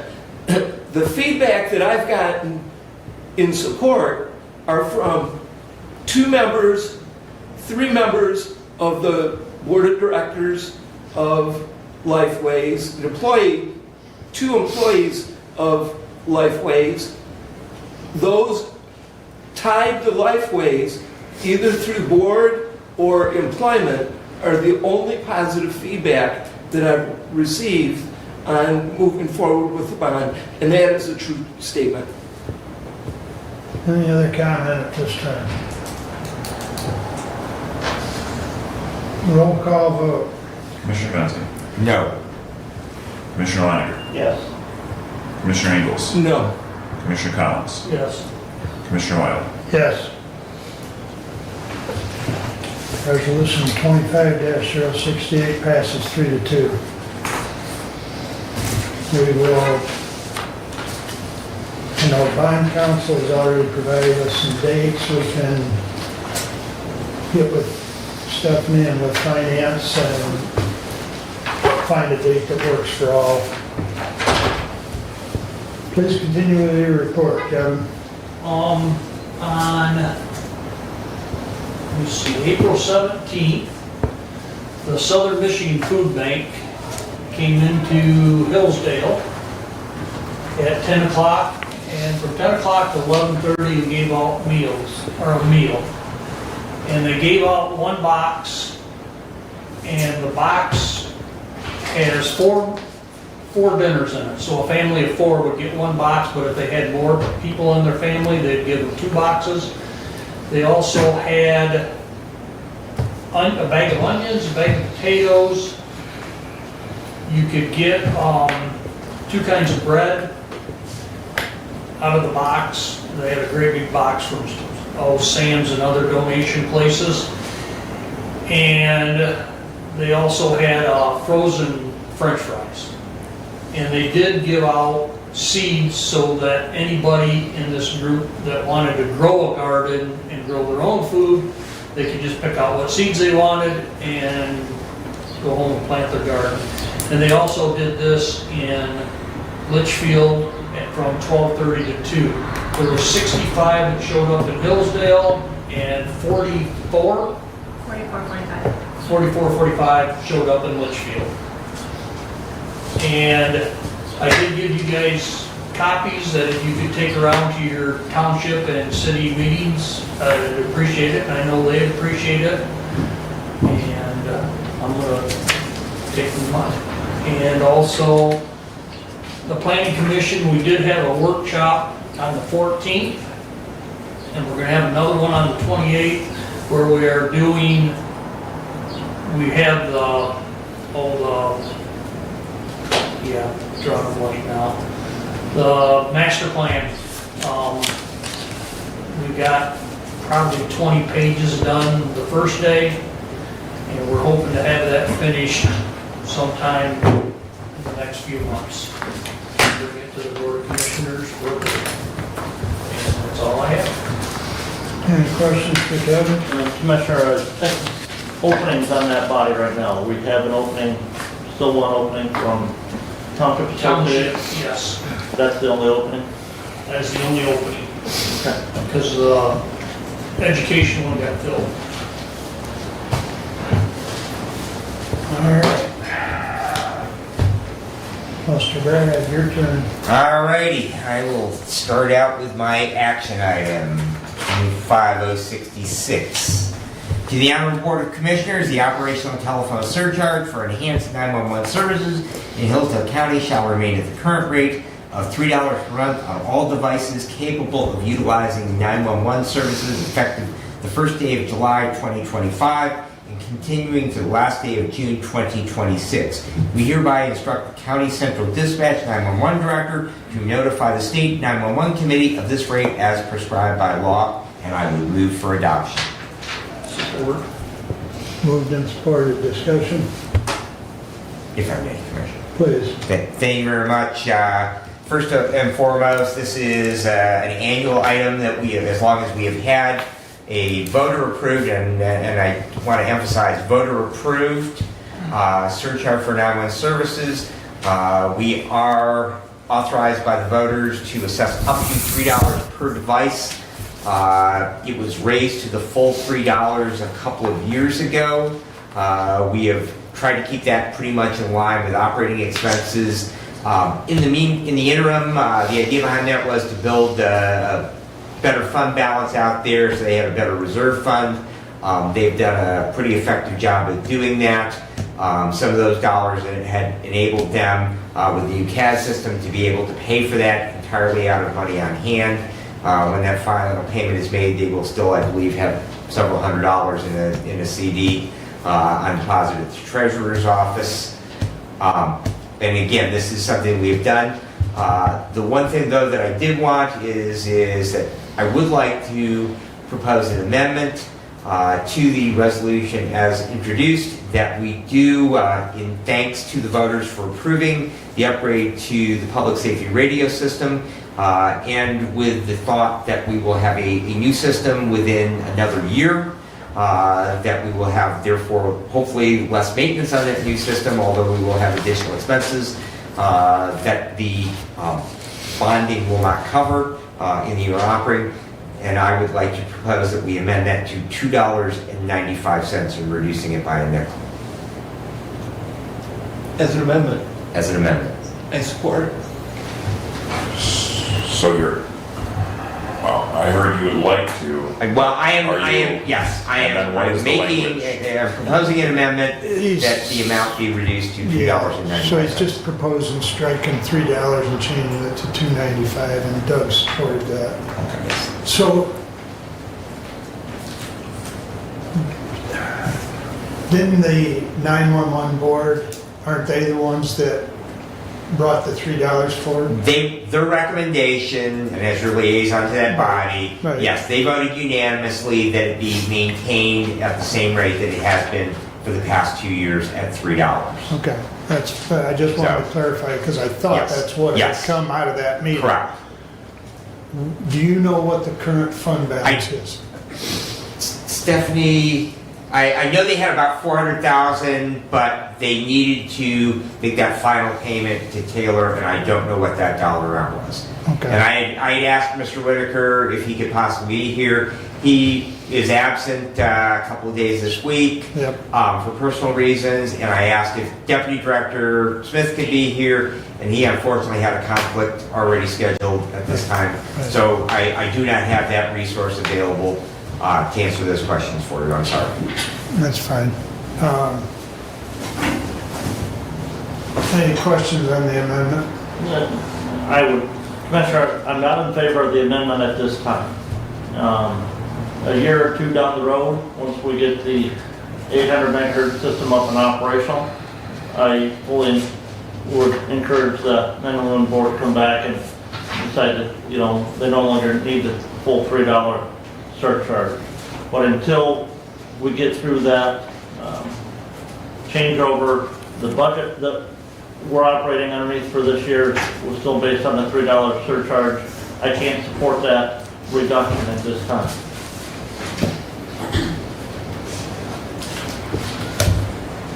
I would concur with that, because, yeah, for everything you said. And I would hope that as we go down 2 or 3 years from now, much as you said, there'll be less maintenance costs, or should be, that maybe we could reduce it by more than a nickel. Less maintenance, but I believe we will probably see a higher operating cost. Yeah, okay. Any further discussion on the amendment? Doug? The 911 board recommended $3. Are they aware of $2.95? Yep. This is my amendment. Roll call on the amendment, please. Commissioner Leininger. No. Commissioner Ingles. No. Commissioner Collins. No. Commissioner Wiley. No. Commissioner Benton. Yes. Kind of the opposite, 4-1 vote, but it failed, Brad. So. All right, so I Back to- am done unless anyone has anything additional. We're back to discussion on the resolution as presented originally. Is there further discussion on the resolution in its original? All right, roll call on, get my glasses on, 25068. 66, excuse me. Commissioner Ingles. Yes. Commissioner Collins. Yes. Commissioner Wiley. Yes. Commissioner Benton. Yes. Commissioner Leininger. Yes. 5-0. Passes 5-0. Do you have anything else? I have several other items.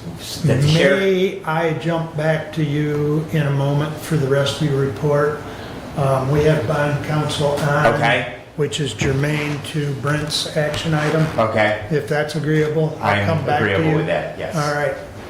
Brent, you have the floor, sir.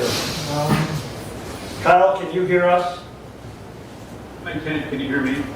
Yes. I wonder if there's a way we can adjust this volume. I'll turn you up a little bit, Kyle. I appreciate it. Thank you for letting me zoom in as well. All right. Well, I will move for adoption of 25067 as was presented in the packet. It's very lengthy. Move 4 it pages, forward. and again, I think we've all had a chance to review it, but go ahead, Brent. this is Kyle O'Mara, who has joined us here. He is the bond counsel for the Drain Commission. This is a different type of bond than what we're talking about just a little bit ago. This bond does pledge the full faith and credit of the county for the repayment of the up to $500,000 that will be borrowed to perform the repair work on the Lake Somerset Dam system. This is also funding to pay back the county general fund, where we have already lent money to the drain revolving fund to do the legal work that has been done so far to get us to this point. There are a couple of things in here that Kyle, we want to talk about if this is to be assessed, and the assessment role is a part of this packet that we are approving today. Of the parcels out there at Lake Somerset, there are lakefront lots that will be assessed a certain amount, and then the back lots will be assessed a reduced amount from that. If one of those lots would not pay their assessment, Kyle, how does that work? Yeah, Commissioner, and thank you. And I do want to clarify, so I am general counsel for the Drain Commissioner for the Lake Somerset project. I'm not counsel, but I'm very comfortable to address this resolution. Generally speaking, maybe frame the issue from a 30,000-foot viewpoint, and then I'm going to address your question specifically. The county has a responsibility to maintain court-ordered lake levels, delegates that authority to the Drain Commissioner, and then the Drain Commissioner, and how the state law for lake levels works, Part 307, I've been in front of you, I think multiple times actually, on these lake level issues, is a special assessment district pays for all the expenses from the property owners. So although you are pledging your full faith and credit in this resolution, think of it as a way of you're really using an agent of the county, being the special assessment district, that you're kind of pledging against, because you have that district that will always be able to provide for a funding mechanism to pay back the bond issue. So to answer your question directly, let's say if someone doesn't pay their assessment, it's going to be treated the same way as unpaid taxes. So they have the potential of the county foreclosing on a home, which in an area on an inland lake I would find to be, relatively I mean, it's theoretically possible, but it would be a unlikely scenario that someone would risk their property, especially in an area, quite frankly, like this, to not pay an assessment. The other thing to keep in mind is the assessment amounts are annually about $217 for lakefront parcels and $54 for backlots. Total amounts being over the 5 years $940 for lakefront, about $235 for backlots. They're not the biggest load of assessments. And then last, let's say someone, after all I told you all of that, does not pay their assessment. Part 307 allows the county to levy what are called deficiency assessments. So essentially, everybody else in the district would have to make up the missed costs of the county. There's no ability to collect. So, no, I don't want to promise you there's a lot of systems in place that ensure the collectability and the county is paid in full so it can make any bond payments with respect to lake levels. And I think it's, quite frankly, the legislature designed this statute in this manner because this is critical infrastructure, lake level control, dams that needs to be in place, that needs to have a funding mechanism in place, which is the property.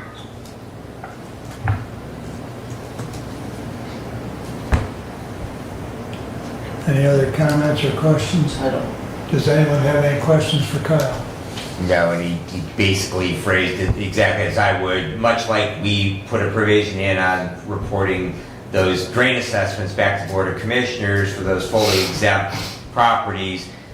Similarly, that those properties, even if they were a fully exempt disabled veteran, that they would still be liable for these and that they would have to pay them or risk having their property foreclosed, so. Right. Kyle, I think the one thing you said the full assessment was $940. That's if they pay it all up front. But paying the $217 over 5 years will actually be $1,070 approximately. But I didn't hear the tail end of if there was a question, but the 940 is. The 940 is if they walked into the drain commission's office and paid that full assessment. The 217 over 5 years actually adds up to over $1,000 for a full lake front lot in the 5 years. That's correct, and I should have clarified, that is with estimated interest. So if you pay over annually, you're going to pay the interest of the bonds to make sure that the county bonds are repaid because, of course, they charge interest. So that's why it's a larger amount. If the County Board of Commissioners, assuming they approve this, the drain office would then seek out anyone who wants to make prepayments, and it's not unusual with the way interest rates are now that you may have individuals who may want to prepay to make sure that the bond issue is appropriately sized. So let's say you have half the folks in the district, which, that's not totally uncommon, but let's say half of them want to prepay all of this up front to avoid interest. That would mean the borrowing of the county, kind of on the agent of the special assessment district, is reduced.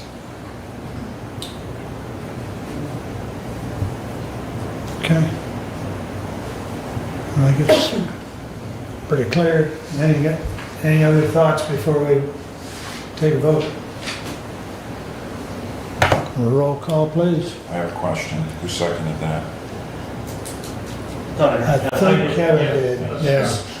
Yeah, I had to think for a minute as well. That was a while ago. Yeah, I know. Didn't want to interrupt. Didn't catch that, okay. Commissioner Collins? Yes. Commissioner White? Yes. Commissioner Benton? Yes. Commissioner Leininger, Yes. Commissioner Ingles. Yes. Passes 5-0. Thank you, Kyle. Yeah, thank you. Have a nice afternoon. Thank you, you too. All right. We'll come back for the rest of your report, because I promised Mr. Benzing I'd jump right back, so. Thank you very much. All right, the sheriff dropped off to me yesterday. I'm sorry they were not in your packet, because I did not get them until I returned back to the store after 6 o'clock last night. But I will pass this off to the clerk, and he can include these stats. To the Board of Commissioners, this is from the sheriff dated March 27th. This is the calls responded to by the Hillsdale County Sheriff Department in 2024. The total number of calls for 2024 was 7,700. They made 2,457 traffic stops. They responded or reported 729 crashes. 526 of these crashes were deer-related. I'm very sorry, Commissioner Leininger. I'm doing my part as best I can to reduce that population. I think 3 of those were mine. Animal complaints, 528. Domestic violence, 904 includes threats, welfare checks, suicidal, trouble with subjects, and CSCs. All fall under that domestic violence category.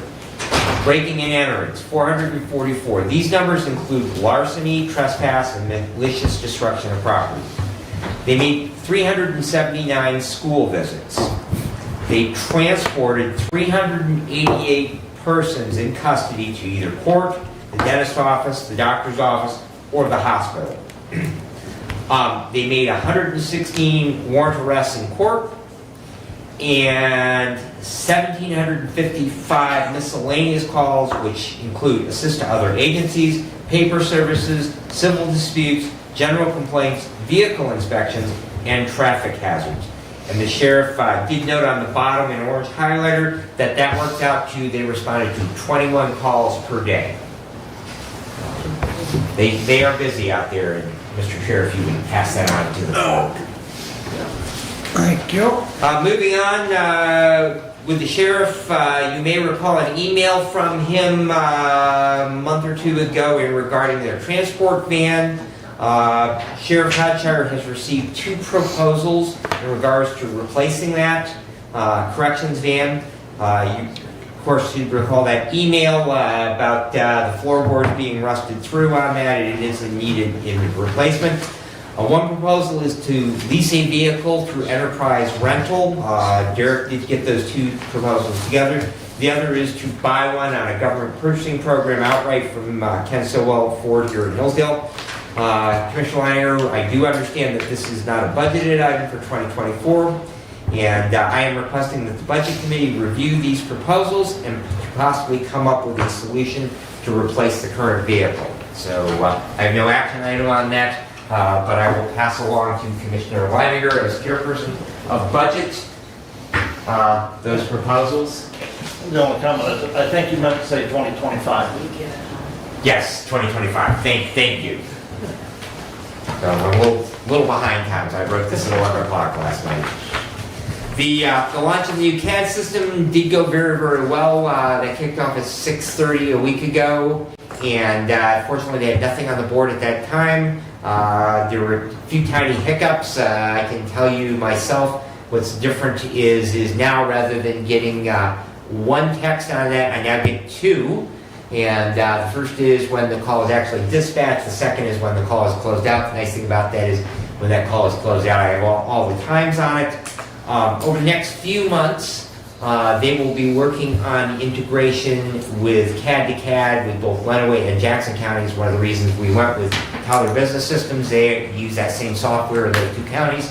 And so what that will mean is on those calls, such as for Wright Waldron, that contracts for a few sections over in Lenawee County, if a fire call comes in over there, EMS call comes in over there for first responders, that they can actually make up that call at our dispatch center and then send it rather than having to call Lenawee and transfer the caller over there. So that will be great. The other thing that will be really, really nice moving forward is if something were to happen at our dispatch center, our dispatchers would simply be able to go to either of those two dispatch centers, log in on a terminal there, plug in their headset, and they would be able to dispatch calls. That will also be contingent, though, upon our new public safety communication system as part of the state system, because we would not be able to dispatch that because of our current VHF radio system, even though we have that CAD integration. A couple of progress reports from Director Whitaker on the public safety radio upgrades. There are some zoning changes that will be needed where appropriate, and that will apply to the tower in Litchfield and also in Adams Township because both of those entities are zoned. Woodbridge Township, where the other tower we were constructing, does not have zoning. They have to order tower shelters. Evidently, there is a very long lead time on those dog houses that they put at the base, and then the radios are all contained in, so they need to get those ordered. Also starting the licensing application process with the FAA and the FCC for our licenses for those very tall structures that will then have radio equipment on them. And also soil sampling, the soil sampling borings, that will tell them what kind of base they will need for those three towers that we need to be constructed. But we are moving forward with that project now that the weather is broken. And Mark may have something more on this, but he and I met last week with Branch County officials over in Branch County and to discuss our current animal control contract. They are interested in continuing discussions on moving forward with that. There were some concerns raised about a vet bill that Mark and I knew nothing about. No one else there seemed to have any details, and since they changed administrators and sheriffs, they really didn't have any hard details, but they were going to look into. Evidently, there was some concern raised by the animal control officer over there that there was a relatively large vet bill for one of the dogs that had been brought over that we had not paid, but we have no record that we were ever billed for, so we will be continuing to move forward. But for further discussion on that, we'll go forward. Yeah, and to that point, the administrator, Frank, yes, had said he would look for it and then send something to us. Right, and I haven't heard another word either. No, So, Mark and I do have a meeting scheduled for tomorrow morning via Zoom with the Lenawee County Administrator regarding the ME agreement with the 3 counties. And Commissioner Leininger, following up on your question about what Branch County does, I did have a discussion with the Administrator after our meeting on animal control about ME. They do not use WMU. I was evidently misinformed on that. They actually hire their own medical examiner, much like we used to do. And they are currently in discussions with Western Michigan in regards to autopsy services and pathology services. And the administrator there was quite interested about the idea of possibly a multi-county agreement. And we agreed to at least have further discussions on that. So after our discussion tomorrow with Kim, then we can circle back over with Branch. We'll introduce that concept over there. And there is some advantage of that because Branch County is much more similar demographically, even though they are in a different Homeland Security region than Lenawee and we are. That there are a lot more similarities between the 3 of us and possibly even a 4th county on that. So to be continued. The 911 board does meet tomorrow. Their board meeting was postponed a week because of the kickoff of the new CAD system, and so they will be meeting tomorrow, and that was regularly scheduled when they did their calendar. We have a department heads meeting on Friday, and between now and our next meeting in May, I will be attending the Great Lands Homeland Security Conference, May 6th through 8th in Grand Rapids, and that concludes my report unless you have questions for me. Questions for Brad?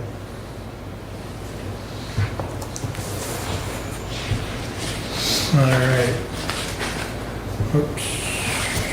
Okay. Back to you. Took care of my action item already. Just a couple of quick updates because I do have a meeting in Brooklyn this afternoon at 2 p.m. as well, so hoping to be able to make that in time. That is the Wellwise Finance Committee meeting. We have Wellwise full board meeting on Thursday. We will be receiving the audit for last year at the Wellwise meeting. We'll be looking at it Finance Committee today, and then the full board will be approving that at our board meeting on Thursday. the Board of Health meeting on Thursday morning, we'll also be looking at the financial audit for last year. That'll be presented by the auditor at the Board of Health. I believe also we're looking at some carpet bids for carpet in one of the, I think the Three Rivers. They just got done painting. Yeah. The finance director's been extremely busy going through all the trainings, getting everybody migrated over into the ADP for the payroll system. There were meetings last week on Friday for employees. If they were not able to attend, those meetings were recorded and they can watch them online, or you can go into the finance department office and they can help walk you through that. I will tell you, I'm going to try, I'll be the guinea pig as far as the commissioners, as far as our per diems going into that ADP system and make sure that everything works how we think it should work. In that, we're not sure for the month of April if we're going to be able to back enter the per diems prior to yesterday into the ADP system. So as far as us individually, or if the finance department will have to enter those in for payment for the month of April. But going forward, we hope to be able to, again, maybe stop doing the timesheets, the Excel sheet, and just enter those into ADP as we incur those meetings, and then those per diems will be paid every 2 weeks when we get our regular paycheck as well. Or we can enter them monthly? Again, we're not sure if we're going to be able to go back in time and do that, But Commissioner. moving forward, instead of me doing it every day when I have meetings, We're not sure you're going to be able to go outside of that pay period that ADP is tracking in that aspect. So the current pay period started on Monday and it'll go for 2 weeks. So we're not sure that in that pay type system, if you can come in and say, well, I had a meeting on April 2nd and one on when that pay period started April 20th. That meeting that you and I were online with department heads last week, it appeared, and until we all get a chance to, I'll use the word play, but until you get a chance to play with it, it appeared to me as he was working with it online, sharing the screen, you're gonna have to keep track of this on a day-to-day basis. Well, or during that 2 week pay period. Right, but it did not appear, if you haven't gone past that pay period, you would be able to come back within that 2 week period and change something and then resave it. Because that's the other thing, as you're putting information in, you've got to click the save button. But I think the way he showed it, that if you're not within that 2 week period, you can't go back and change it and save it. And again, we're going to try it. Right. Right. And see. We'll let him get screwed up first. The other thing, Commissioner, is we're not, in regards to that, there's a spot for notes on the right-hand side, which would be where we would put in to describe what those meetings were that we attended. We haven't seen through the approval process, and that system set up where in the past, when the 4 commissioners would submit their per diem sheets to the clerk's office, I would sign off on those. My per diem sheet would be signed off by the chairman of the board. We're not sure that in this approval process, if those notes are going to come through for that approver to be able to see that, okay, this was a per diem for attending the Michigan Works. so if we enter them into ADP, how does that approval process work? Do you see the entries? Is that how that will work? The supervisor, which he would be listed as the supervisor, I would be listed as a supervisor for him. The supervisor will be able to see your interest. And it's not released until you click correct the box. Right. Or whatever. Right. Well, that's what it is. It's a lot of boxes. But you had asked me, and I think even Derek had emailed me yesterday, and the reason he wasn't up here earlier, by the way, because I had talked to him, or texting, he was dealing with some ADP stuff, but he's aware of the parks discussion. But there is an issue, and potential issue, with medical care being on a different system. One of the ways to change that is for them to get their own tax ID number, so that they're doing their own, what, 941s and some The other issue things. comes back to right now because medical care facility in the county use one tax ID number, so the 941 reportings, all those federal reportings, the W3, all that stuff goes in underneath the county's number. Our goal in switching to ADP is to streamline things, make less entries again and again. Well, with medical care not using our tax ID number, we have to be accountable for those W-2s, 1090, or the 1099s that they would issue, the 940 that they issue, the 941. Yeah. And so that stuff, it's not going to be in the ADP system, so it's still something that we're going to have to do internally, unless they would either A, get their own tax ID number, or B, convert to ADP as well. ADP won't do, at least I'm pretty sure it won't do everything that Terry explained to me that their software right now does, because of so their software will actually report to the state what each employee did during that 8-hour cycle. So if they spend 8 hours, XYZ, taking care of a patient, for an hour, they did, rounds for an hour. Because of the reporting requirements required by the state for Medicare facilities, that software is built around that. So he was not really very interested in looking at ADP, but he was going to pursue looking at the tax ID. Yeah. So he's going to get back to me, and then of course I'll let Brent and Derek and Stephanie know. But additionally, he's been working with the auditor as the auditor has been going through the 2024 fiscal year and auditing the books of the county. So, and that's all I have at this point in time. All right. So basically, it'd be better off doing your per diem sheet daily, so you don't have to guess when the pay period's up. Right. Better to put the and again, let me work through it. We're sure that there's a way to back enter them on the. So for April, you want our still provide your Excel per diem sheet, yes. Yes. Okay. All right, any other questions for Brent? Doug? Yes, sir. Your turn. Should I limit you to the 5 minutes like public comment? No. Please do. I may have already had my 5 minutes. All right, let's see it. It's 12:44. I may have already had my 5 minutes. It's okay, it's quick this time.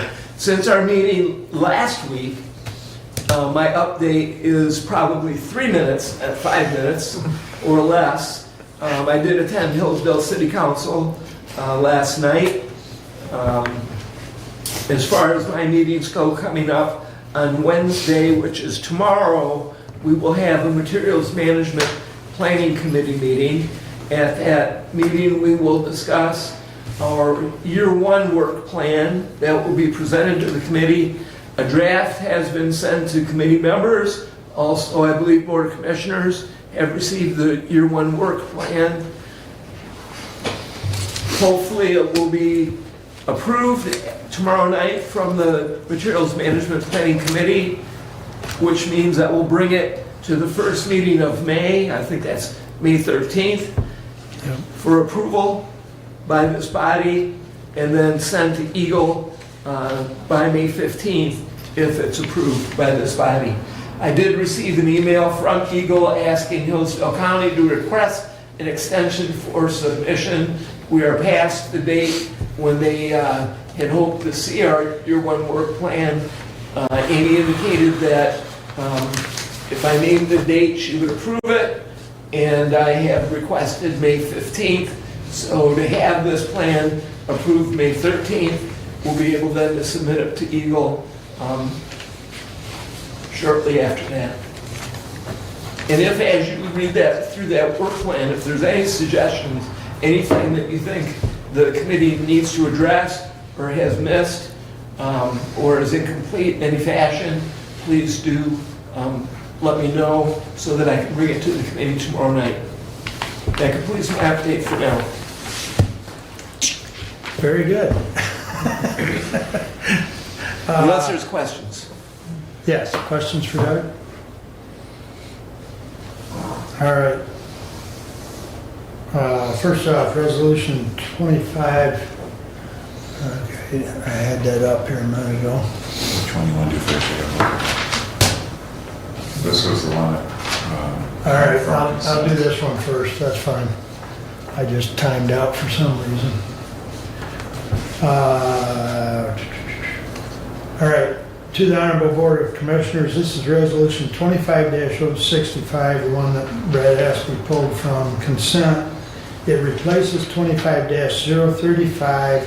We authorize the following individuals to be appointed to Lifeways Board as follows. Kathleen Schmidt, 10/1/22, first appointed, term of appointment 3 years, term expiring 3/31/2028. Bruce Caswell, 8/11/2020, first appointed, term of appointment 3 years, term expiring 3/31/28. Respectfully submitted. Mark Wiley, Chairman. Support. Thank you.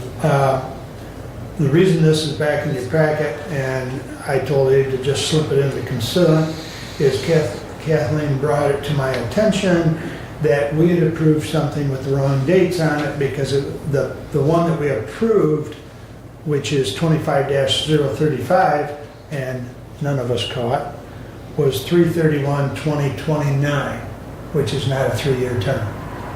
So it is correcting the year on the term that expires.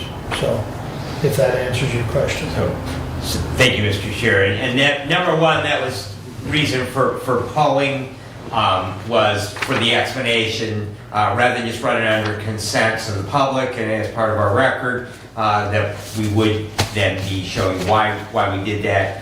But the other is, I would like to highlight that at one time that this body did have 2 commissioner representatives on the Lifeways board. John Burke and I served on that board together. When I left the Board of Commissioners, I believe Commissioner Brown was appointed on that. And we've that Commissioner Brown then, she did leave because that she accepted a job with Lifeways. And so I really feel that we need to, in looking at these appointments, and former Senator Caswell, former County Commissioner Schmidt have both done excellent jobs. I've sat through several other board meetings. They are engaged. They're very good representatives for Hillsdale County. But I would like to encourage this body, when we have additional appointments to that board, that we do go back to what has been the past practice, and that we do have 2 members of this body, 2 county commissioners that sit on the Lifeways board. And the logical, Commissioner Collins, not to put more on your back, not that you need anything more to drive at night in particular, especially to Jackson County, but it would make sense that we had our Human Services Chair, whomever that might be at the time. But when we do have that opportunity to appoint another commissioner, I do think it would be appropriate that we go back to the past practice of having 2 commissioners rather than 1. Thank you. Is that an amendment now, or? No. There's no openings today at this Well, we're time. making 2 appointments, so I mean, Right. technically we are making 2 appointments. I am not making that amendment, again, not disparaging either of those 2 people that are on that resolution as presented. I'm just simply saying that I do believe that when we do have another opportunity for an appointment, that we do select the city and county commissioners to do that. Any further discussion on the resolution? We'll do a roll call. Commissioner White? Yes. Commissioner Benson? Yes. Commissioner Leininger? Yes. Commissioner Ingles? Yes. Commissioner Collins? Yes. Passes 5-0, thank you. 25-0, excuse me, 064, which is my other action item. Jury board appointment. We authorize the following individual upon recommendation by the circuit court judge be appointed to the jury board commission commencing May 1, 2025. Jason Self, first appointed 05/01 of 25, 6-year term expiring 4/30 of 2031. Respectfully submitted, Mark Wiley, Chairman, Board of the Commissioners. I move for adoption. Kevin supported, so we can discuss. First of all, I would like to yield the floor to the clerk to explain some of this, since it was, I kind of thought it was last minute, but in any event, you have the floor, sir. Okay, yeah, it was last minute, because the way this works is, the MCL 600.1301 requires that the circuit court judge make the recommendation, and that's part of the packet, the letter from the circuit court judge. And in previous years, this happens every odd year. It's a 3-member board, and it's always just been a pretty simple process. The work that these board members do is simply review the jury questionnaires that get sent out and returned, and approve them and approve any exemptions from serving that they might have that are allowable. So I know that there's been some discussion about the fact that in our, and I hear you guys, I'm just paraphrasing what I've heard from this body before about referring to the infinite wisdom of our legislators collectively, sarcasm inserted there. They decided to make MCL 600.1301 partisan, and say that two of the members of this board cannot be from the same party. Or no more than two. No more than two. Right. No more than 2 members shall be from the same party. So that's the only mention of a party having anything to do with it. I think it's unnecessary and foolish to have that in there, but that's, I don't know when that was last adopted, I think in 2000 or something. So their work is not partisan, and one of the things that I've also heard from this board is the lack of interest in people serving in different capacities on different committees and boards that you guys appoint to. And here we have someone who is willing to serve, wants to serve, and to my knowledge has never served on any board that you appoint to up to this point. So I feel like it should be pretty simple, and it shouldn't have anything to do with politics, because, you know, there's just too much of that these days. So I'll leave it at that. You guys can do what you want, I guess. That's all I can say. My comments are, Thank you. Commissioner, if I may. You have the floor. In November of 2024, 75% of the individuals who voted for the president in Hillsdale County voted for the Republican candidate for president. The jury board currently has 2 Democrat members, 1 Republican member. My understanding is one Democrat member is turning off and not seeking reappointment. Because this does allow for partisan appointments, and it says not more than 2 can be from the same political party. I do find it disturbing that 67% of this board is appointed as Democrats and only 33% is Republican. and we have that opportunity to make this body be consistent with the voting history of the county, and so I cannot support this name for this nomination. Do you have another name to suggest? I don't, because by statute, it must come from the circuit court judge. Or the circuit court statute says the circuit court judges in the county shall appoint or shall nominate. That is true. Now, correct me if I'm wrong, Abe, but the term of the other individual expires 4/30 of this year. Correct. The new term starts on 5/1. However, this jury board is not scheduled to meet until June, correct? June or July, not. Judge, you might want to check the statute, Mr. Clerk. The date is not set. You may Okay. want to check the statute, Mr. Clerk.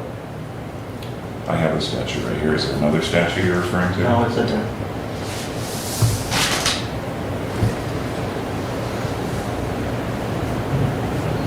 I guess where I was going while he's reading is that this could potentially be taken up, I believe, on May 13th.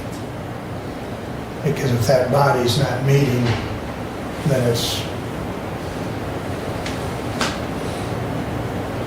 I'm not seeing anything. I'll find it for you. May 13th to me would be soon enough, but yeah, it's a different part. It's not that act, it's part of the. Oh, part of the act, it's a different MCL, okay. Yeah. okay. But I guess to your point, man, you think that May 13th, we could take action on this and it's still... Still be sufficient, yes. So, would you be able to work with the judge and find a Republican? I believe so, yes. So, would you like to table this, or what's your pleasure? We would tabling it, Or we can vote it down and then you bring it back with a brand new name.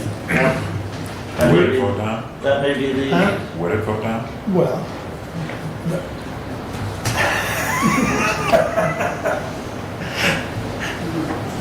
as I pointed out earlier, that all five of us ran on the last ticket as Republicans, so I would take that as a, go ahead, Doug.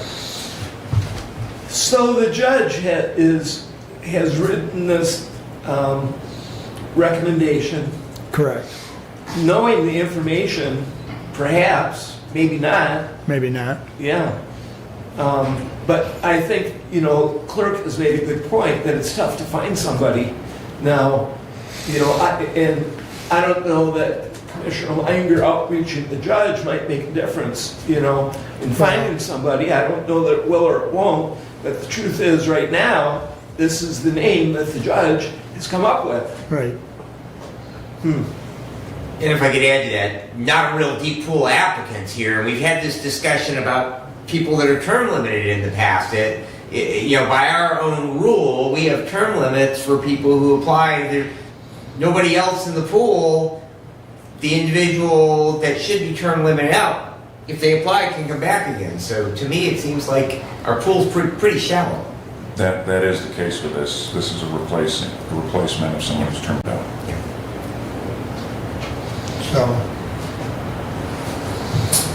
So the motion is to approve the appointment, correct? Correct. Yeah, it's authorized to find individual to be, no, get the right one in front of me. Authorized to find individual upon recommendation by the circuit court judge to be appointed to the jury board, can't even talk, to the jury board commission commencing May 1st, is the way that reads, Doug.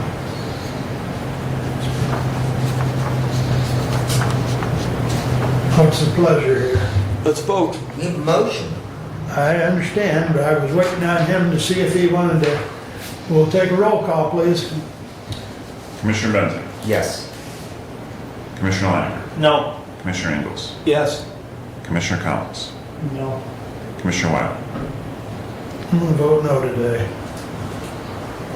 I understand everything we've talked about the pool of candidates and everything. I'd like to I give will him, reach out to the judge and see if we can't get a Yep. Republican name submitted. I'll give you that opportunity to work on that. And if you don't prevail, we'll probably see this back in front of us on May 13th, gentlemen. So, all right, we've had a lot of discussion and a lot of things. I guess my only, and Brad mentioned some of the things him and I have worked on, plus our meeting with Kim, the administrator from Illinois tomorrow.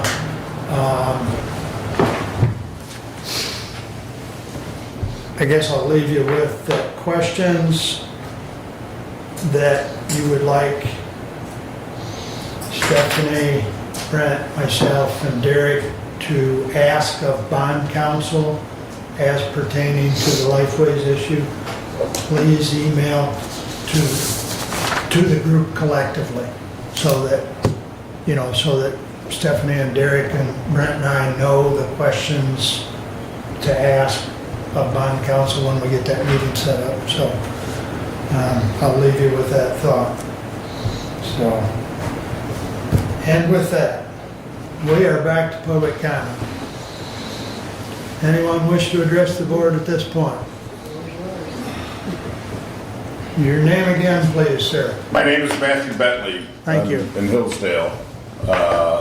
So I would first like to thank my Commissioner Ingalls, for hearing and voicing and defending the constituents that took the time to come out today and oppose the Lifeways bond. And for, as far as the vote of, it seemed cowardly to vote for and to delay and masquerading as due diligence. If you're going to vote no, you're going to vote no. And some slick Lifeways salesman, legal finance guy isn't going to do anything except blow smoke and tell you it's all fine. But the people know it's the full faith and credit of the people of Hillsdale County. So I don't know what questions can be answered beyond that.